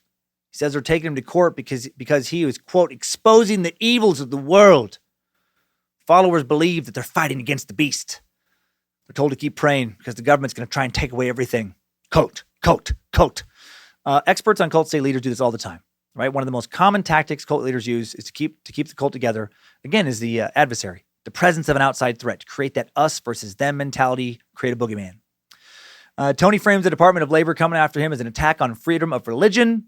He hopes the jury will buy this bullshit. They don't. The U.S. District Court rules that the Alamo Foundation owes $19 million in back wages and overtime. Tony, of course, appeals. So now it's tied up in court again. 1983 kicks off with a still not buried Susan, literally rotting in the spec house. Flesh rotting off her body. Cult members, including kids, still have to stand around her casket. Still pray for her to come back from the dead. Not fucked up at all. Not even a little bit. All part of God's plan. In Arkansas, TV news report in April of 1983 reveals that a year after her death, right, still not been buried, and they say that the members of her cult still praying for resurrection. And then Tony blames his followers for not bringing her to life. He tells them they just didn't pray hard enough. They didn't fast long enough. They didn't have enough faith. And now, look at her. Look at her. She's decomposing. She stinks. It's fucking gross, you guys. And he pulls the plug on the prayer chain, has a mausoleum built, tells people that she's still coming back, but later. Now people are used to Tony being in charge. This little resurrection attempt stunt, provides a little nice transition of power for him. Is that why he did it? I don't know, maybe. Opinions differ on how smart this dude was. Also in 1983, while he fights the Department of Labor in appellate court, the IRS begins an investigation into the Alamo Foundation. Damn you, one world government, new world order. Why must you persecute the handmaiden thing of God situation? The IRS is well aware how lavishly the Alamos have been living. They bought gold coins, gold bars, statues, various expensive antiques, heart-shaped swimming pool, right? That big 6-car garage, custom everything in the mansion, numerous Cadillacs, traveling on big expensive vacations. Tony himself estimated around this time the foundation was worth about $50 million.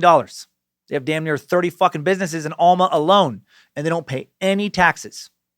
Also in 1983, the spankings ramp up. The Board of Education gets a lot more use. Former members say will say years after Susan, or after they, leave the cult, that after Susan died, Tony becomes much crueler, becomes sadistic, becomes a true monster over the next couple years. 1984, now 49-year-old Tony scares the shit out of his cult. He threatens to abandon them, tells his followers that God has told him to leave his people. And he takes off to L.A. and starts dating a fashion designer, 42-year-old Brigitte Gillenhammer. Tony meets her at a boutique she owned in Hollywood, asks her out on a date. He wines and dines her, shows her his diamonds. Probably does not bring up how he's just stopped trying to resurrect his dead wife, his rotting wife. I'm guessing. And what do you do, Brigitte? Oh, you want to be a world-renowned fashion designer. That's incredible. Me? In a perfect world, I'd like to get back into music. I haven't had the time. I've been pretty preoccupied this last year trying to get my cult to resurrect my dead wife. So time-consuming, and they're so lazy. They don't even do it. I hate having a shitty cult. I just let her rot in the living room. Anyway, are you going to order dessert? I was thinking about going for the lava cake. Tony wooed Brigitte quickly. They get married. Brings his new wife back out to Arkansas for spending a little time at the Saugus compound. Brigitte, recently interviewed, thinks Tony was attracted to her because she looked a lot like Susan. Cult expert Debbie Shriver thinks Tony married Brigitte because he considered introducing her to his followers as resurrected Susan. God, I wish he would have done that. Look who's back! I wish he would have done that because she looks kind of like Susan, but not that much like Susan. I don't think anybody would have actually thought she was Susan. I know what you may be thinking. Why does Susan look a little different? Why does she insist on being called Brigitte? Why does she have a Swedish accent? Why is she several inches shorter? Why is she not even Christian? Well, listen, I've told you before, the Lord works in mysterious ways, and being resurrected changes the person. You know, when Jesus died, he was a 6-foot-tall Middle Eastern man. Did you know when he came back, he was a 5'2" Asian woman? You didn't know that, did you, Smutty Pants? Brigitte was a terrible choice. One former member thinks they only got married for the sex. She didn't want to be new Susan. She didn't even want to go to church. She wasn't even Christian. Brigitte herself later said, the only way I could handle him was to have sex 3 times a day. Brigitte said that if, hail Lucifine, I guess. Actually not, though, because it's sad.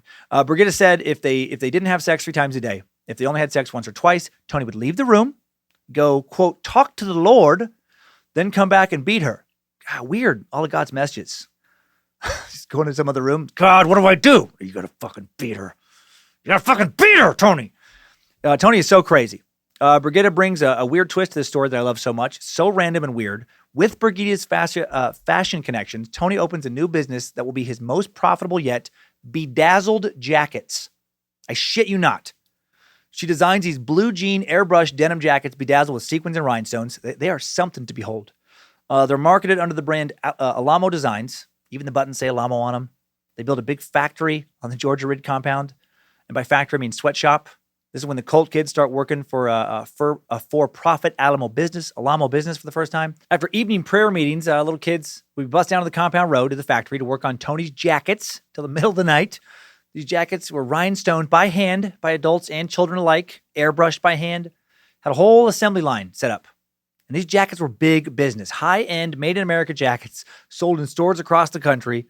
They hit $1 million in sales in just the first few months. They made custom designs for numerous celebrities, like Dolly Parton, Brooke Shields, Sonny Bono, Mr. T, Don King, Mike Tyson, Michael Jackson. You can actually find pictures online of all these people wearing these dumb jackets and more. They even did some leather bedazzled bad boys. Yeah, actually, the jacket Michael Jackson wears on the cover of the Bad album is a customized Tony Alamo jacket. They open up an Alamo fashion boutique in Nashville on Broadway Street. How did the Department of Labor and IRS not shut them down for all this? Well, cult members, including kids, have been thoroughly brainwashed to always lie to the government. The government was part of the devil, part of the beast, and God wanted you to lie to them. And how weird is this story, by the way? To not expect bedazzled jackets to be in the story when I first heard of Tony Alamo. And it gets weirder, or creepier, maybe is a better word.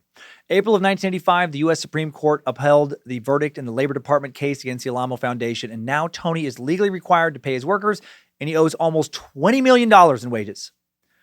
He'll hold up the payments in court again, though. In August of 1985, the IRS retroactively revokes the Alamo Foundation's tax-exempt status, and Tony now owes the IRS an additional $7.9 million. So he's got to sell a lot of jackets now to make that money.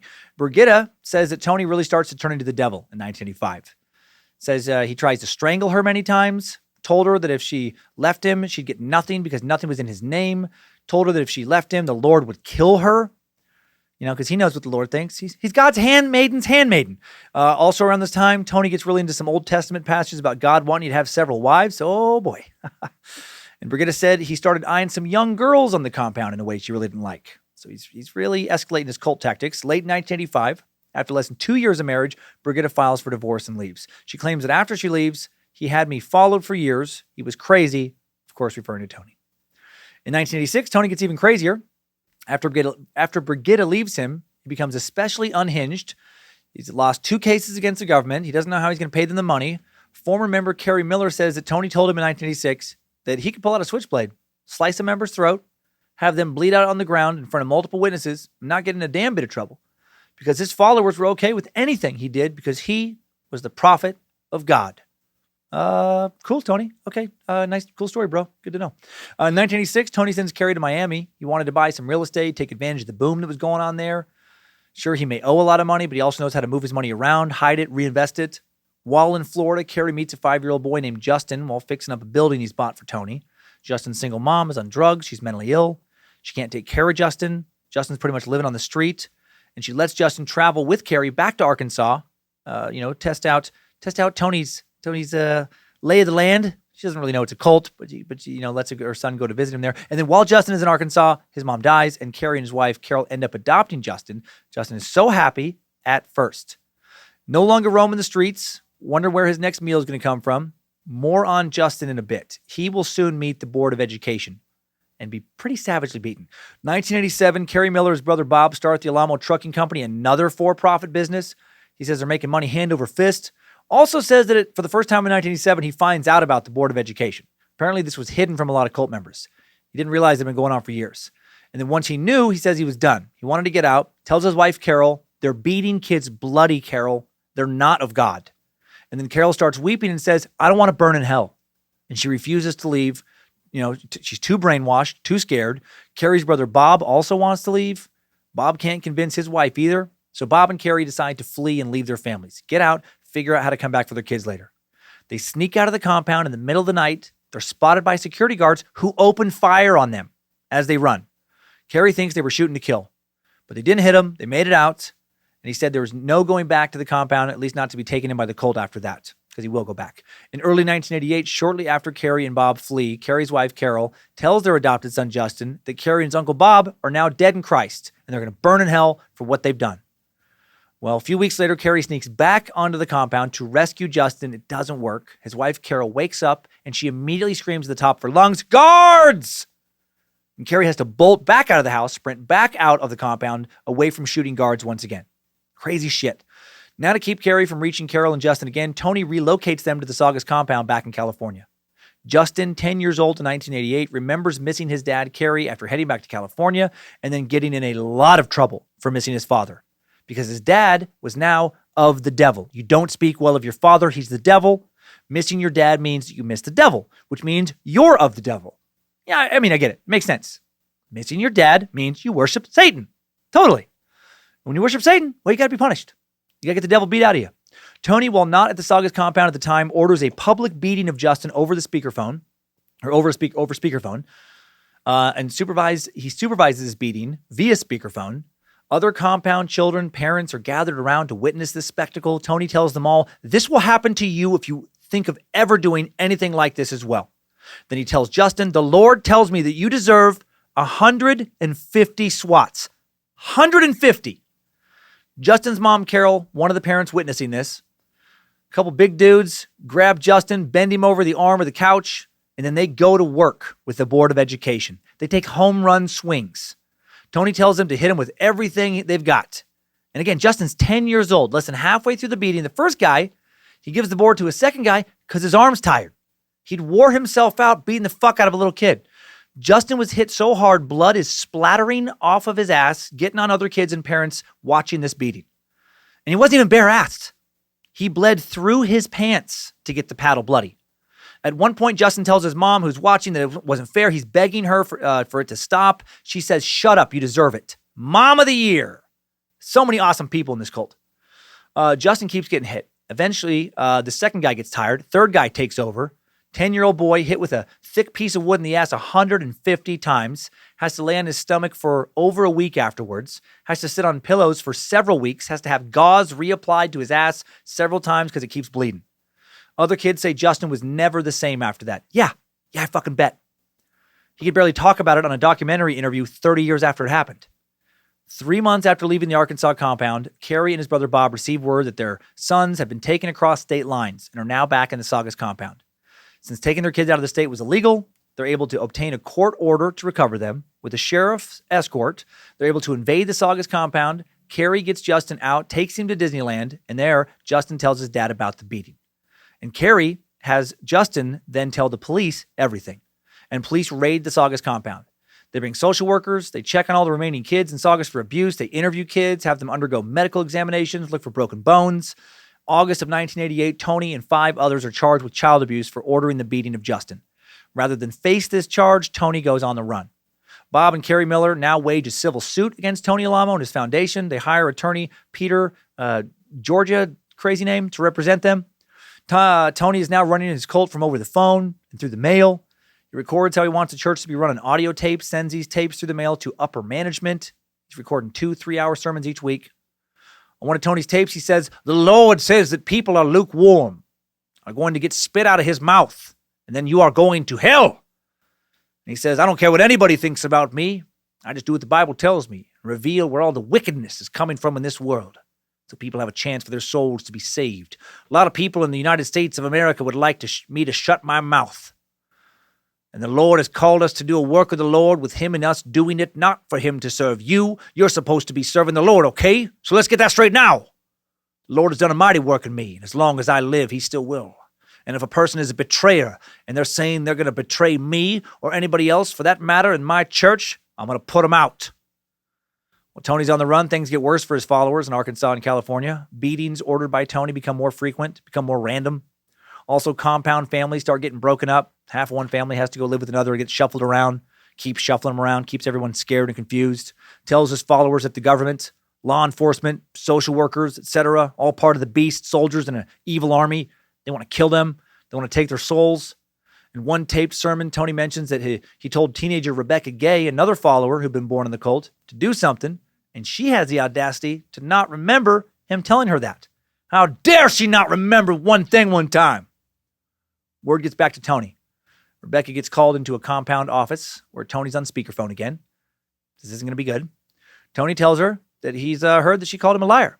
And the Bible says liars must be punished. He says, the Bible says if you smite the simple, the wise will be made aware. God's telling me you need to be smitten. Then he tells 4 people in the office they need to come forward and smite Rebecca. I don't trust the person who says smite a lot. Rebecca's 13 at this time, and he directs these adults to smite Rebecca as hard as they can. At one time, each of the adults slaps Rebecca across the fucking face, or one at a time, they each slap her across the face. She says they didn't hold back. She remembers hearing something pop in her ear. Turns out it was her eardrum bursting. She tells Tony she's sorry. Then Tony says that God just told him she didn't get hit hard enough. He tells the adults present, I want you to hit her again, and this time, give her everything you've got. And then they do. And Rebecca suffers permanent hearing loss in her left ear. Then still not done, Tony tells her that now she's going to go to hell. And after being beaten, she is kicked out of the compound. She's 13, and he banishes her. And her parents are cool with this. At this point, fuck these people. All of them. She leaves everyone she's ever known. 1989, rather than have her son take a 40 SWAT beating for tossing a grapefruit on a bus window, another cult member, Sue Balsley, who is now 38, been living on Alamo compound since she was 19. She chooses to leave. After working with the Alamos for almost 20 years, she leaves with nothing. 2 decades of 12-hour days. Leaves with no money, no possessions, nothing but the clothes on her back, cut off from every social connection she had ever made as an adult. 1990, Tony's civil child abuse case now goes to trial. He's been on the run for 2 years at this point. He's, of course, a no-show, so now he's a federal fugitive. In his absence, Tony's found liable for defrauding, emotionally tormenting, and physically abusing the Millers. The Millers are awarded $1.8 million in damages. They'll never get that money. Federal agents to recoup this money or try to raid the Georgia Ridge compound in Arkansas, and they're trying to recoup the IRS, the Department of Labor money.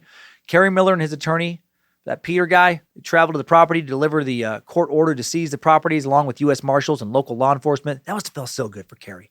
Just fuck you, Tony. I'm coming for your shit, and the cavalry's coming with me. Mike Blevins, who was the U.S. Marshals chief deputy for the Western District of Arkansas at that time, led the raid.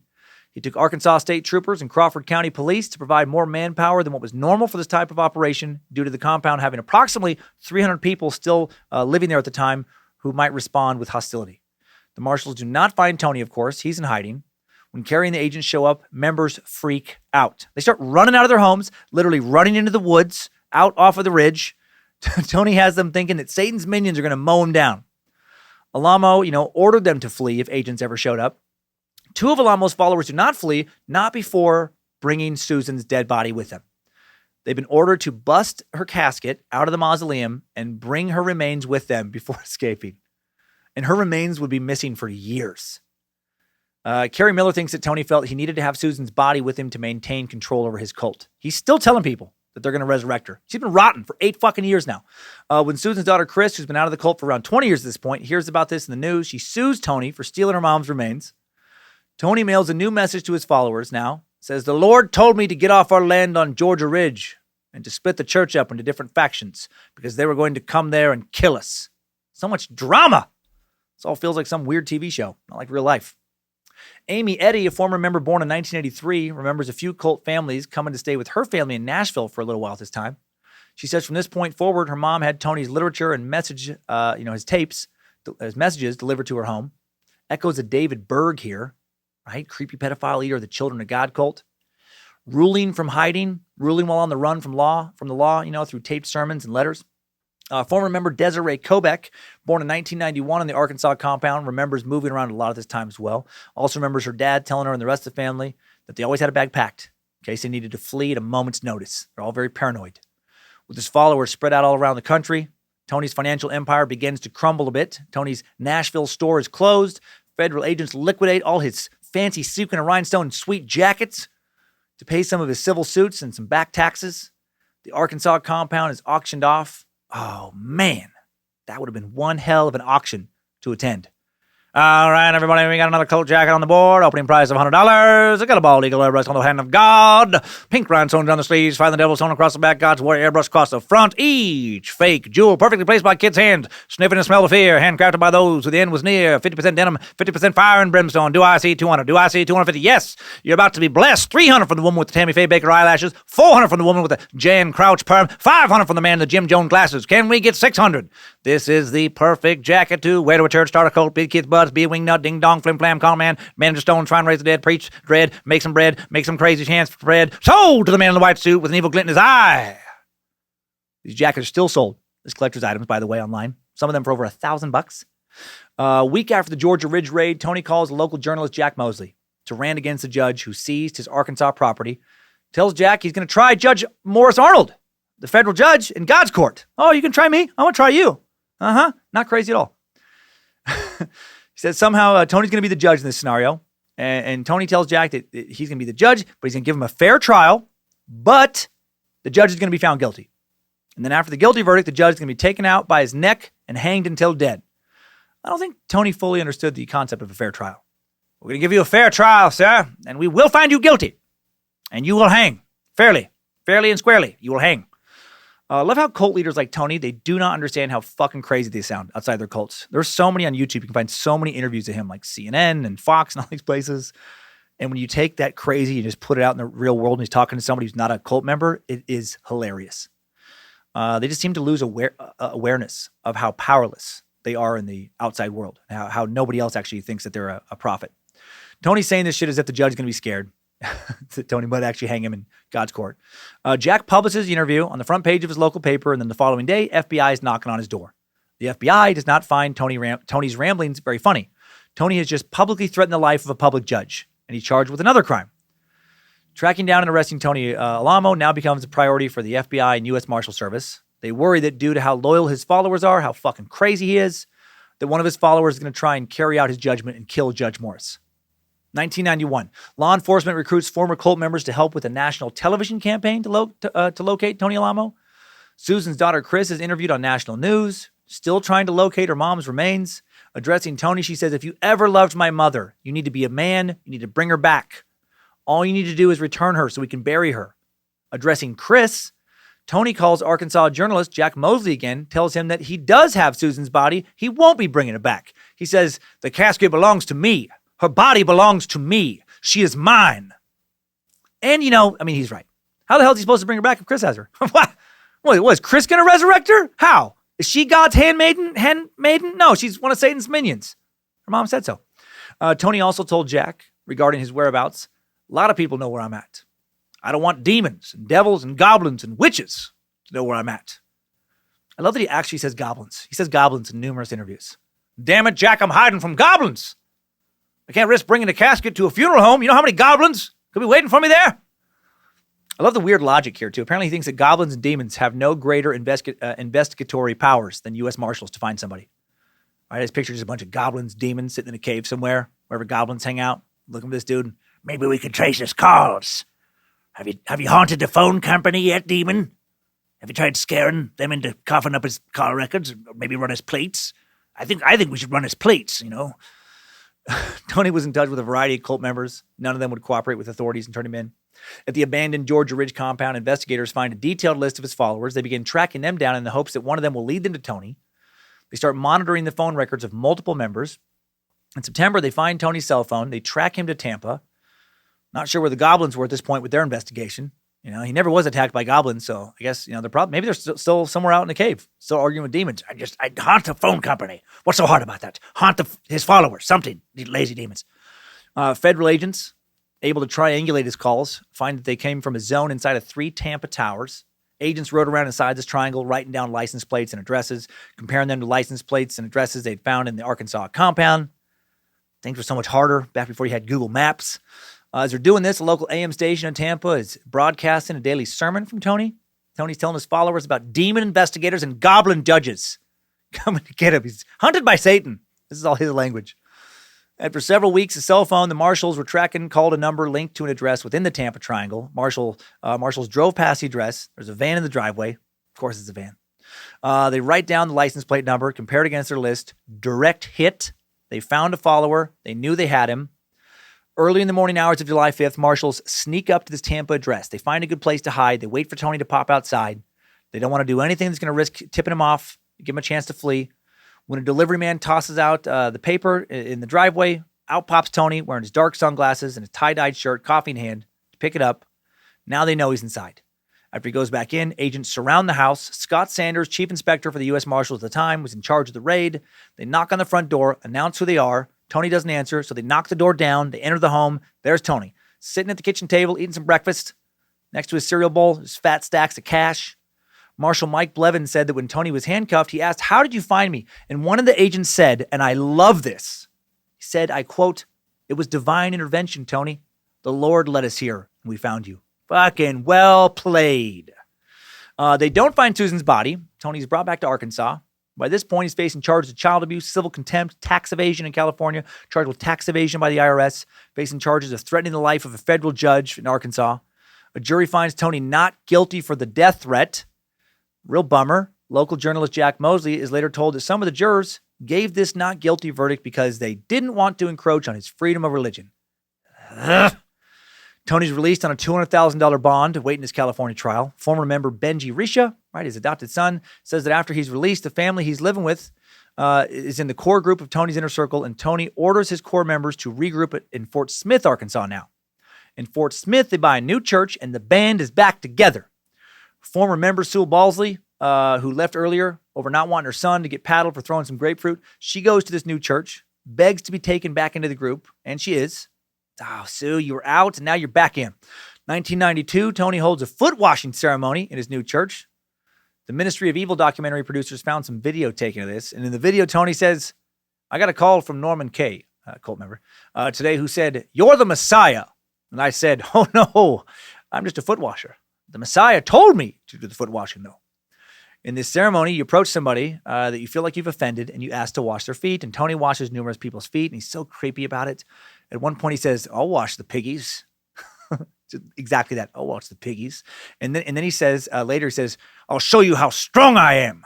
And then he screams, "I want to wash them piggies." Such a weird moment. He's screaming this dressed in a pinstripe suit, wearing aviator sunglasses like he's Jim Jones. Then he says, "I'm going to prove to this world that the Lord wasn't lying about me." And now, since he has a new church, while battling the government, this sleazebag is able to get more followers. One of these new followers, college student Lisa Pierce. First time she saw Tony, she said he had an ankle bracelet. Members told her that he was falsely accused and persecuted. Persecution happens to all those who are living godly lives. At the foot washing service, Tony also says there are 2 different types of governments, one of the Lord and one of the devil, and you have to serve one or the other. There you go again. Us versus them. Cult, cult, cult. Tony reads from Revelations, lots of stuff about the world's governments rallying against God, New World Order type shit. The same sermon, Tony says he asked God, "Well, Lord, are we going to, is it going to be a while now before the end of what? Because should we start planning?" And the Lord told me, "It's on us right now. The end. Here we go." Tony tells his followers that as long as they stay with him, they're going to survive the second coming and their souls won't perish. But if they leave him, whoa, not good. Late 92, members began to hear about polygamy from Tony for the first time. He's going further with his cult leader status. Took him a few decades, but he's finally playing the old cult leader polygamy card. First, Tony begins to marry different cult members, lets his upper-level male members take some extra wives, build a little bit of loyalty. In one taped sermon, Tony says, "Does the law state that it's all right to have 2 wives?" And you hear followers respond, "Yes." "Is that evil?" "No." "Why? Because God is the sum of moral excellency And there was no darkness in him, none. Amen? Amen. Tony says, look at David. He had many wives. And look at Solomon. He has many wives. God is clearly in favor of it, so you shouldn't question it. And then he says some weird random hell shit. He says, the pit of hell is 7 times hotter than the sun. I'm sorry, what was that last part? What did God just tell you that? Not 6 times, not 10, 7. Seems like overkill, but okay. I shouldn't keep trying to apply reason to any of this. 1992, Tony is interviewed by Current Affair. It's great. He talks about being persecuted by a one-world government. He's dressed in one of his bedazzled jackets, wearing sunglasses and a cowboy hat. Looks less like a prophet, more like the king of tools. Back in Fort Smith, Tony has grown distant with his adopted son, Benji. Puts Benji in charge of business records that were kept in the office of the church. Benji's now 16. Benji's been told his entire life that his birth mom was dead, that she abandoned him, she was an adulteress, burning in hell for her sins, and now he finds his birth certificate in these office records, and his birth mom's name is written on the record. Attached is an article about his mom, attached is her photo, and with this information, he finds his mom, and she's very much alive. He now has undeniable proof that Tony's a lying piece of shit, been lying to him his whole life, so he runs away, takes his birth certificate, the photo of his mom, and $120, and Tony tells the cult that, of course, Benji has been banished. He's sided with Satan. Summer of 1993, Tony's trial begins in Memphis for tax evasion and tax fraud. He remains free on bond. Former member Sewell Balsley goes to Memphis with several other top cult members to visit Tony after his trial begins. When she gets there are 4 15, 16-year-old girls sitting around the table with Tony. Girls Sue remembers being kids at the Georgia Ridge compound, kids that she taught. Here's where our timeline gets creepier. These girls are Tony's new wives. He's 58 years old. Years later, in 2012, Tony will be interviewed about his child brides. When he is 78, he'll refuse to admit it was wrong right up until the bitter end. He's asked, let's say you elected to take an 8, 9-year-old girl as a wife. How would you determine if a young female had reached puberty? And he says, well, they know that in my church, they'd come and say, hey, I've reached puberty. Can we get married? And he also says, puberty is consent. Oh, boy.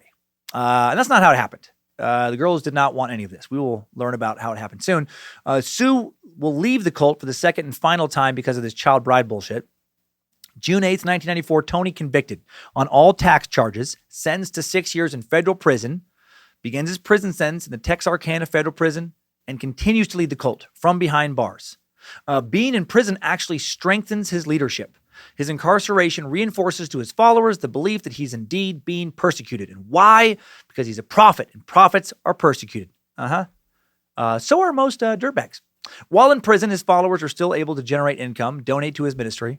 He's on the phone with followers 1-2 hours a day from prison, still giving sermons, still making business deals, orders his followers to buy some real estate in Fuke, Arkansas.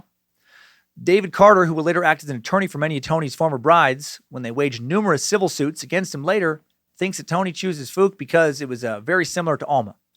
Fuke's a small community near where he'd be released from prison, a place where he could live away from the prying eyes of the media, a place where he could gain influence more easily than he could in a larger community. 1994, Tony tells his followers, who are now spread out across America, anyone who has children is to move to Arkansas. In light of recent child bride developments, you might find that command to be especially creepy. It is. In a sermon he recorded in prison shortly before his release, he says, having 2 wives or more is not a sin if the Lord gives them to you. The Lord has given me 3. He didn't seek out those 15-year-olds like a pedophile. No, the Lord gave him those girls. God's a pedophile, not Tony. Tony tells his followers this time that if a girl has had her period, she's old enough to be married. He also says if they're menstruating, they're women, they should be able to be married at 13 years old. Welcome to If There's Grass on the Field, It's Time to Play Ball Ministries, starring Tony Alamo, a.k.a. Pastor Secret Diddles. He keeps getting more evil. When cult member Amy Edie is 14, she's sent to live in Pastor Secret Diddles' house, so she can be there when he's released, waiting for him. When Amy tells her mom is pumped.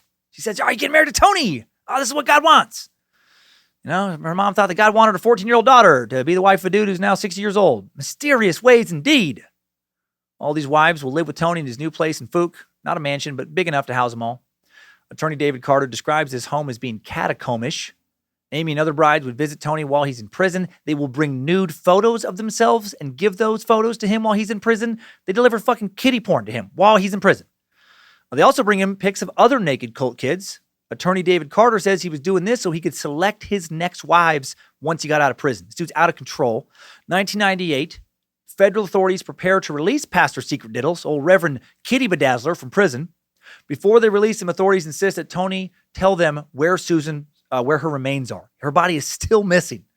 The judge says that if he does not return the body to Susan's daughter, Chris, for burial, he will be arrested the moment he's released from prison, and he'll sit in the Fort Smith jail until he provides that info. So Tony finally caves. Susan's body is then delivered anonymously to the Memorial Park Cemetery in Tulsa, Oklahoma. Her daughter, Chris, is notified. I wonder if Tony finally told his followers that the odds of resurrecting Susan are now looking a little slim. Gosh dang, children, we were days away from bringing Susan back. Days away from having my skeleton bride, God's bony handmaiden, standing at my side.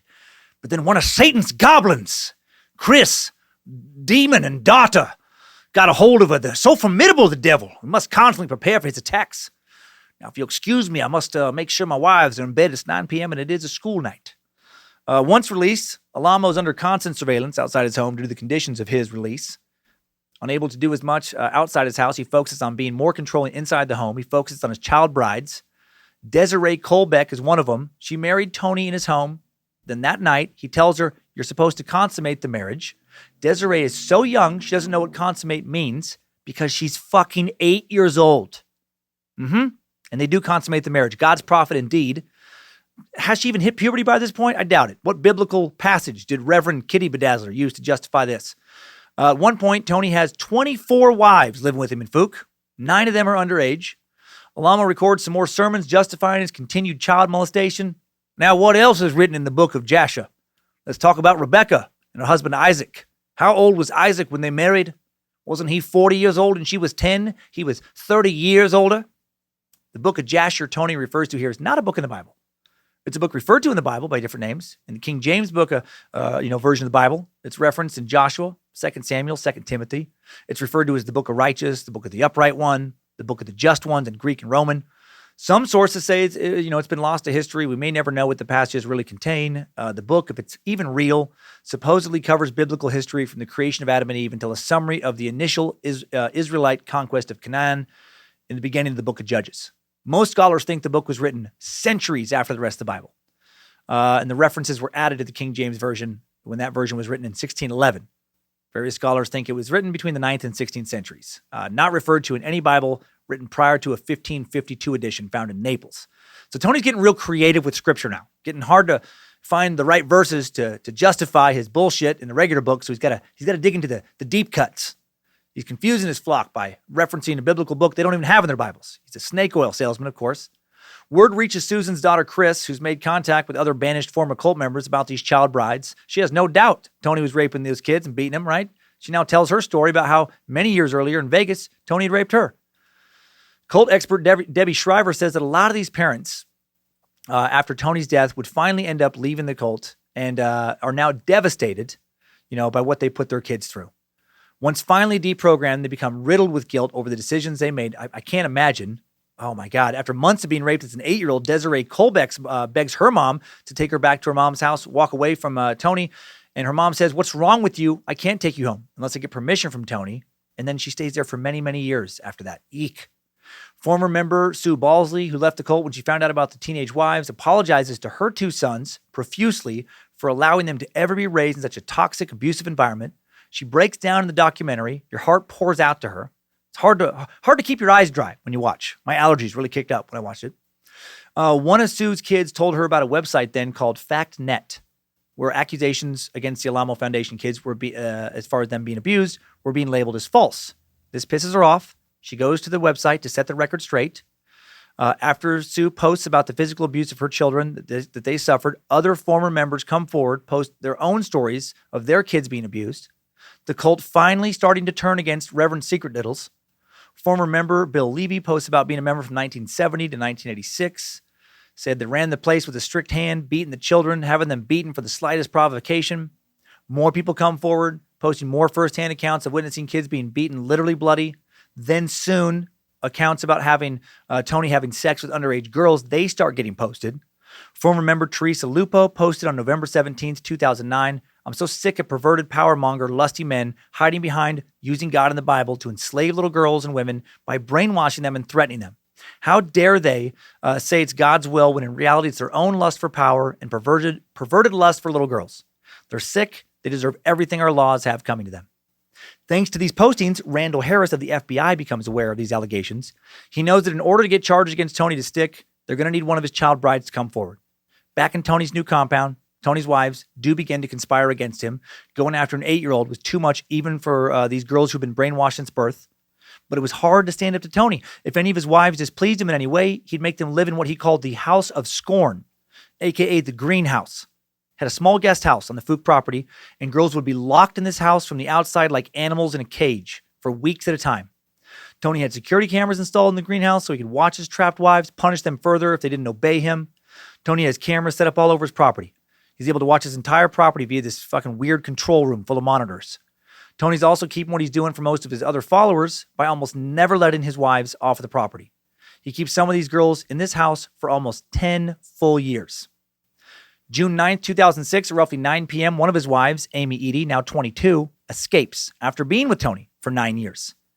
With Tony chasing her, she runs out of the house, makes it to a bus station, takes a bus to Oklahoma to try and find her dad. She's terrified. She'd been programmed to believe if she ever turned her back on Tony, she'd burn in hell. A few months later, Desiree, now 15, also escapes after being there for 7 years, able to contact her aunt who agreed to pick her up at a designated meeting spot. Right? Finally, Tony's cult is crumbling after over 40 fucking years. Desiree flees on November 3rd, 2006 at 11:30 p.m., sneaks out of the house and just runs. Has to flee past security cameras and guards. Ex-members soon now find out about all this. They inform authorities that 2 of Tony's underage wives have escaped. When the FBI contacts Amy, she initially refuses to testify.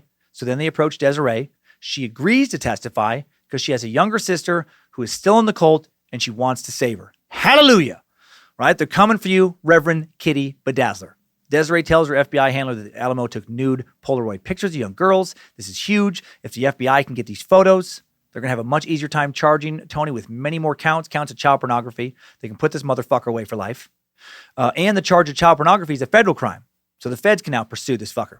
Desiree also helps authorities contact another witness named Summer, another child bride who became Alamo's wife in 2003. Tony started having sex with Summer when she was 11. Summer told FBI agents about a trip she'd taken with Tony from Fook, Arkansas to Los Angeles. She said Tony raped her in the back of his Heaven bus near the Saugus compound. And this is big because now the feds can charge him with interstate transportation of a minor for illegal sexual purposes, for crossing straight lines to do this. With all this new evidence, all these new charges, the feds prepare to raid Alamo's Arkansas compound. At the time of the raid, there was a half dozen underage girls living there. Ange Onderisk, just 7 years old, her sister 11 when they're living there at this time, preparing to be Tony's next wives. Tony is 73 now. Vanessa Griffin in 8th grade when she moved into the house. Shayna Broderick sent to Tony's house when she's also underage. Shayna says that living with Tony was like living in an insane asylum. Said he would hold himself up in his room for days at a time. Then suddenly he'd pop out, might be at 4 a.m., gather everyone in the house to listen to him rant and rave like a lunatic about some batshit, notion in his head. Stuff like, the government today, they say that it's wrong to be a Christian. That's why they killed those people at Waco. Those people didn't do anything wrong. Well, they did. David Koresh kind of, molested some kids. Tony would play a documentary of what happened in Waco over and over again. He was obsessed. He'd tell the girls, this is what they're going to try to do to us. I'm sure they were thinking, oh, God, that'd be great. It'd be great if they got us. September 20th, 2008, the FBI finally raids Tony's compound using a SWAT team. Unfortunately, Tony not at home when the raid occurs. They search the house. They can't find any nude Polaroids either. He had taken those with him when he ran. They did find some Polaroid cameras, found packages of film. Former member Amy Edie says that whenever Tony thought there was going to be a raid, he would have his wives destroy evidence. They did find a bottle of Viagra, gross. In Tony's bathroom closet, they find ovulation tests, gross. One of his bedroom drawers, they find multiple wedding rings. Over the next several weeks, authorities use this evidence to seek custody of the ministry's children. When 21 other compound children are being driven out of Arkansas to go into hiding under Tony's order by member Lisa Pierce, the bus is pulled over. As soon as it crosses state lines, the kids are taken into protective custody, placed in foster care. Parents are then told they can have their kids back if they agree to raise them completely outside of the church. Some agree, most don't. Most refuse to turn their backs on Tony, even when it meant losing custody of their own kids. That's how strong this dude's hold on them was. While on the run, Tony makes a super creepy call into a live broadcast on Fox News explaining that he's done nothing wrong with anything he's done. He says, the Bible states that the legal age for marriage is at puberty. I'm not married to any teenage girls who don't want to be. I'm 74 years old. The host, Julie Banderas, cuts him off, says, I don't remember reading that in the Bible, sir. And I went to Bible study in Sunday school. I don't remember them saying that. Kids are reaching puberty at the age of 12. And Tony screams at her, "You don't know anything about the Bible!" Former child bride Amy Eddy said she watched this broadcast, laughed her ass off. She loved how crazy he looked, how the host stood up to him. Within a few weeks, by tracking Tony's cell phone, the FBI locates him. They find him. He's on tour with the Stones, actually, randomly. Jagger had just hired him for their Sticky Fingers and Bedazzled Jackets tour. He's promoting them, managing them, opening up for them with a classic hit, Little Yankee Girl. I'm just a British boy falling in love with you. I don't know why. And then he would come back out, do the Stones encore for them, getting standing ovations every single night with his other chart-busting hit, Come On People, Big Coal Man. And when his work was done, when he thought he reached He's a star. Showbiz. Of course, that's not true. Authorities find that human cockroach holed up in a roach motel in Flagstaff, Arizona. Since authorities never found the nude Polaroids, the only thing they could charge him with was interstate transportation of a minor for illegal sexual purposes. For his rape of his child bride, Summer, to try and bolster their case, bring on more charges, the FBI contact Amy Eddy again. Ask her if she'll now testify that Tony raped her. She agrees. Hail Nimrod, as do 3 other former child brides, with 5 girls willing to testify, because Desiree will testify as well. Tony's indicted now on 10 counts of interstate transportation of a minor for illegal sexual purposes. By the time they go to trial, the feds have 25 to 30 witnesses, former brides, people who witnessed beatings, people who endured beatings, several witnesses who had spent decades inside the cult. At the trial, Desiree's mother, the girl who was 8 when Tony married her, testified against her daughter on behalf of Tony.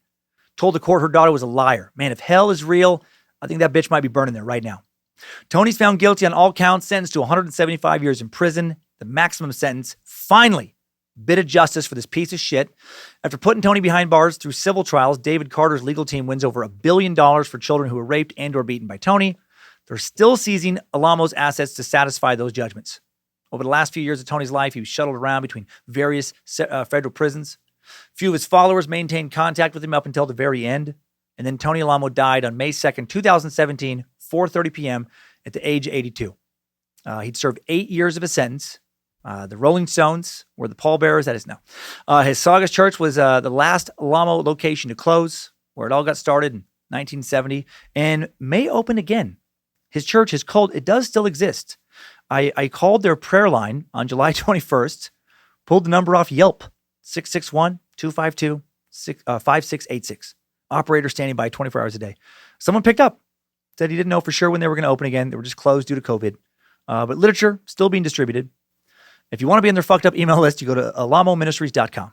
It's an active website. You can find another phone number for church services. You can find a P.O. box in Hollywood. As recently as 2018, there was still Alamo Christian Ministry services being held in New York City and New Jersey. Services ran by former members. Man, once crazy goes as far as it did in this cult, it's real hard to shut it down. And that's all for today's Timesuck timeline. Good job, soldier. You've made it back. Barely.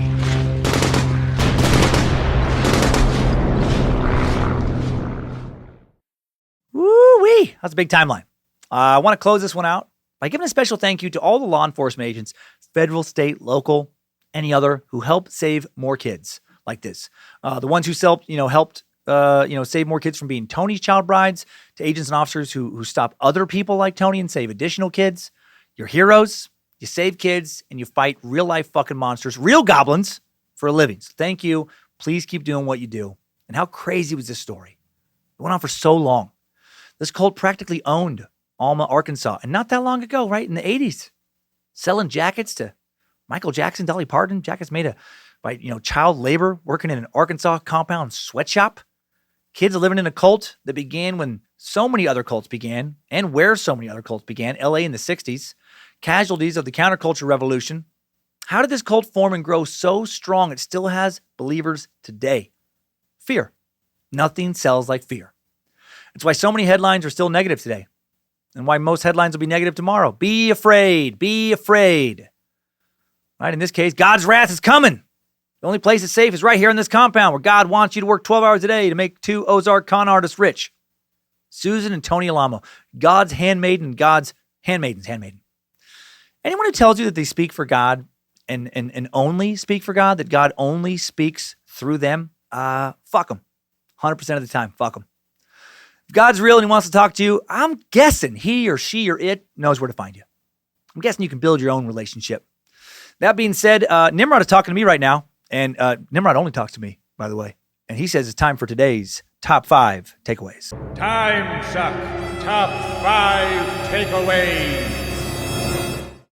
Number 1, the Alamo Christian Foundation cult, founded in 1969 by wannabe music big shot Tony Alamo and by Susan Alamo, who'd been scamming churches for years prior, telling people God spoke to her, and they started an oppressive and dehumanizing cult. Number 2, Susan Alamo died in Arkansas in April of 1982 of cancer after pretending she'd had cancer for many years to gain sympathy, and loyalty from her followers. And then wasn't buried for over a year, and her cult prayed continuously to try and resurrect her. And then Tony stole her remains and hid them for many years. Number 3, bedazzled jean jackets. Tony and Susan Alamo made millions selling bedazzled jean jackets. And cult children working in sweatshops helped make them. Number 4, Tony Alamo got into culting for the money, stayed in for the polygamy and the pedophilia. And he told anyone who would listen right up until the bitter end when he died in prison that it was all part of God's plan. Man, let's hope that's not true. And number 5, new info. Alamo Ministries is still around, and they have a very interesting website, alamoministries.com. And the new info is you can find sub-menus there for UFO literature, Tony's unreleased Beatles album, not kidding, and Tony Alamo's Antichrist literature and photo gallery. And also links to classic Alamo sermons with titles like Mystery Babylon is Rome's UN, Satan's government. Mystery Babylon, the mother of harlots.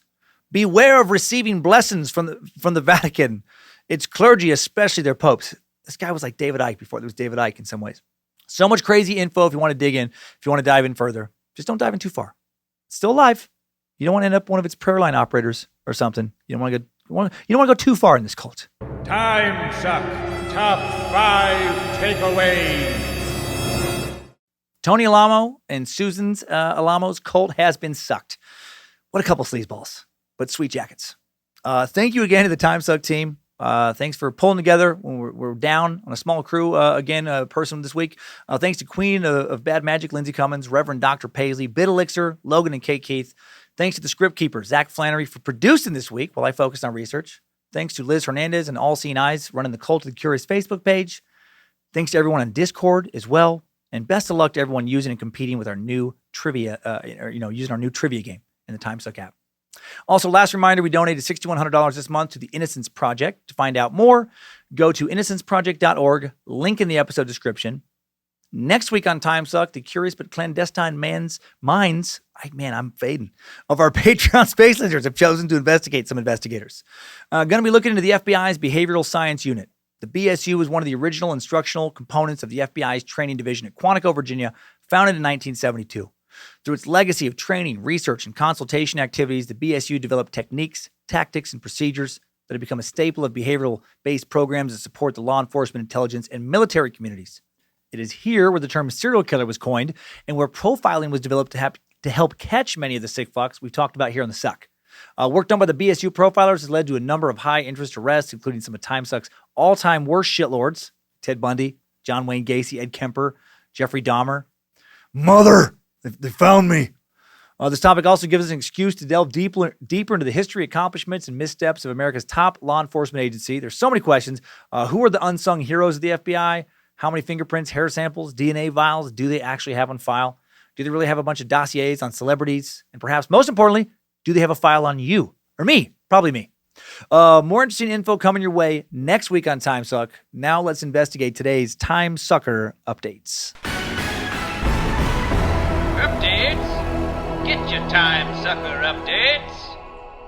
First update from Super Sucker Carl Wren motivated me to burn the midnight oil and passing along some good information. Carl writes, great podcast. Most podcasts that run longer than 30 minutes are full of fluff and chit-chat between the hosts. Yours is content-rich, educational, and entertaining. Well, thank you. In the episode about killer kids, you were using stats about the homicide rates as an example of how violent crime rates have changed. You ignored the fact that modern medical care allows many people who were shot or otherwise injured to survive wounds that might have been fatal in earlier days. That's an interesting thought that I'd never thought of before your message. In order to get a better picture of violent crime rates, you have to look at both aggravated assault, tried to kill and failed, as well as homicide, tried to kill and succeeded. The other issue that is rarely discussed is that plea deals can result in reduced charges. Someone can be initially charged with aggravated assault for a non-fatal shooting, but plead down to something lesser, which is what ends up in the crime stats. unless they track both arrests and convictions. Another nuance in the data is that some police agencies report an incident in which several people were shot as one incident. Others report each separately. This is done because of pressure from City Hall or the chief's office to make the numbers look a certain way, either to aid someone's reelection campaign, things are getting better, or to justify the case for grant money or higher budgets. We need more money because things are getting worse. One of the issues currently wrapped up in the different police reform bills in Congress now is more uniform reporting guidelines to ensure that the data is more accurate. Well, thank you, Carl. I hope they pass some bills to make sure that the data is more accurate. Man, it is so crazy. Like the way, I'm such a fan, obviously, of data, hard research, but to get really good data, it can be so much more tricky than it first appears, right? Because numbers can be skewed and you can kind of cherry pick, numbers to kind of suit your narrative. It's tough. Very, very tough. And I appreciate information like this because it makes us, think harder about that in the future and try and do a better job. Next up, disciple of Nimrod, Jessica Shook, has some extra Egyptian info to add to our somewhat recent Egyptian God Suck. She writes, "Hi, Master Sucker, new listener here. My husband got me hooked, and now every night after we put the kids to bed, we catch up on episodes via YouTube. We just watched the Egyptian Gods episode because it's one of our favorite subjects to learn about. You mentioned, his name here is a tricky one. I put the pronunciation guide here, but Akhenaten. There we go. This guy. You mentioned Akhenaten and how he introduced monotheism. The story behind that is super interesting. First, there are a lot of similarities between him and Moses. Akhenaten proclaimed that there was one true God, not multiple. He was ran out of Egypt by the people, was chased for many miles. It's said that he parted the Nile River for him and his followers to cross and get to safety. That is interesting. Once they were safe, they built their own little city, and on a wall he had carved that this was the land God promised them. Thousands of years later, Egyptologists came across a tomb unlike any other tomb they'd found. The coffin had the name scratched off so they could not identify who was in there. Also, the mummy itself had been desecrated, and the tomb was set up in a way that his soul would never be able to leave Earth for the afterlife. On the door of the tomb was written, "The evil one shall not live again." Honestly, that's fucking intense. Honestly, if I'd been one of the Egyptologists who had found that, I probably would have shut the door and never looked back. That's the type of shit in movies where everyone gets cursed. Anyway, after some investigative work, they found that this was the tomb of Akhenaten, or Akhenaten. Akhenaten, my God. The Egyptian people hated him so much for trying to change the system that they wanted to make sure he'd never get to the afterlife. If you want to read more about it, there's a book called Conspired, The Evil One Shall Not Live Again by Rami Romani. Really good, also short for people who are pressed for time. Thank you for all you do. Keep on sucking. Jessica Shook. P.S. If you could wish my husband a happy birthday, that would be amazing. He's a huge fan. Thank you. Well, happy birthday, husband of Shook, handmaiden to Jessica. I didn't catch his name, Jessica. Sorry if I missed that. I reread the email twice. So I should have reached out for more info. I'm guessing he'll appreciate the thought, and now you get to call him husband of Shook, handmaiden to Jessica. And thank you seriously for the info. Good information to pass along for more Egyptian fans. That stuff is fascinating, especially how the stories overlap with, ancient religions. The similarities between some of them and how clearly one story was probably used in another and vice versa. Next up, Chloe. Chloe. Kadija? I don't know. The Sweet Sucker writes, "Hey, Dan, King of the Suck, Lucifina's boy toy. Hope you're doing well. I'm a new time sucker. Just want to say thank you for talking about dysthymia on your bizarre mental disorder suck. I was diagnosed with, and I hope I'm saying this right, dysthymia when I was 17. Now I'm 22 now. It's been hard having motivation to do anything. I barely sleep. I don't eat much. I'm always down on myself. But when you talked about it, I felt seen. Thanks to you and the whole Timesuck team for the research, excellent sound editing. Oh, that's nice. Quality design that goes into every part of this excellent, intangible product. Well, you bet, Chloe. I hope you're feeling good now. I mean, I do think it is just so nice to not feel as alone, right? Isn't it so important? That suck made me feel less crazy too. I think about it often about the misophonia. Even just earlier today, Lindsay was going to town on some Hello Fresh meal here in the Suck Dungeon, and I was tired, a little cranky, and I started to get irritated, and I just laughed about how silly it all is. And then when I had so many emails came in for that, you could call it a disorder, whatever. I'm just like, okay, no, maybe I'm a little crazy, but we're all crazy in some way. And it's just nice to know that other people experience the same thing. And I'm sure a lot of other listeners, also experience dysthymia. Critical thinking sucker Josh Robley brings a new perspective now on violent video games. Found this very interesting. Josh writes, "Greetings. I'm a bit behind, and while you probably won't read this on air, now you're wrong.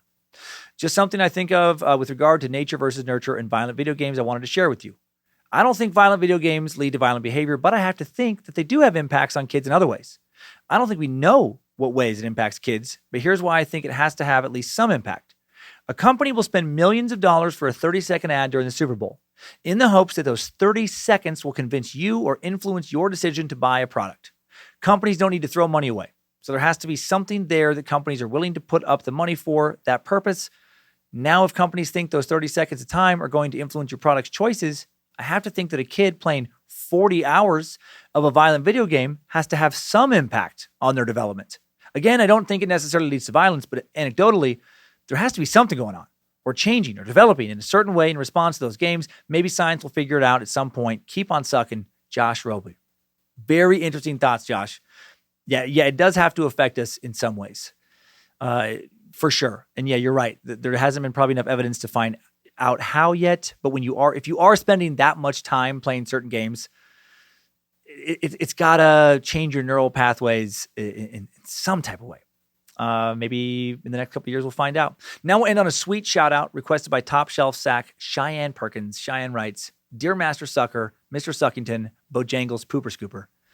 I know you get a lot of messages, but I was hoping you could help me with an early wedding gift to my fiance, a shout out. His name is Chase, and he's been a faithful space lizard for some time now and has roped me into the cult. We listen to you constantly, especially with being a delivery driver. He's my Nimrod, and I his lustful Lucifina. We even have the corresponding ringtone set for each other. Adorable. It would mean the world to me if you could surprise him like this for me. You become a huge part of our life. Wanted you to know the joy you've created for both of us. He is my world. Ah, look at you. I would appreciate if you could share my love on an episode of Timesuck. Thanks for reading my gooey, gross, romantic crap. It means a lot. Fellow meat sack, Cheyenne Perkins." Well, congratulations, Chase. This Cheyenne, she sounds like a keeper. Irreverent, fun, curious, lustful, sweet. Enjoy your honeymoon. Be sure to please Lucifina. East to west. East to west. Thank you, Cheyenne. And thanks for the messages, everybody. Congratulations on the marriage. And I'll talk to you guys next week. Thanks, time suckers. I needed that. We all did. Have a great week, suckers. Please don't tell any kids that consent is puberty, fucking ever. And please don't try and manage the Beatles. I mean, come on, that ship sailed. But please do keep on sucking.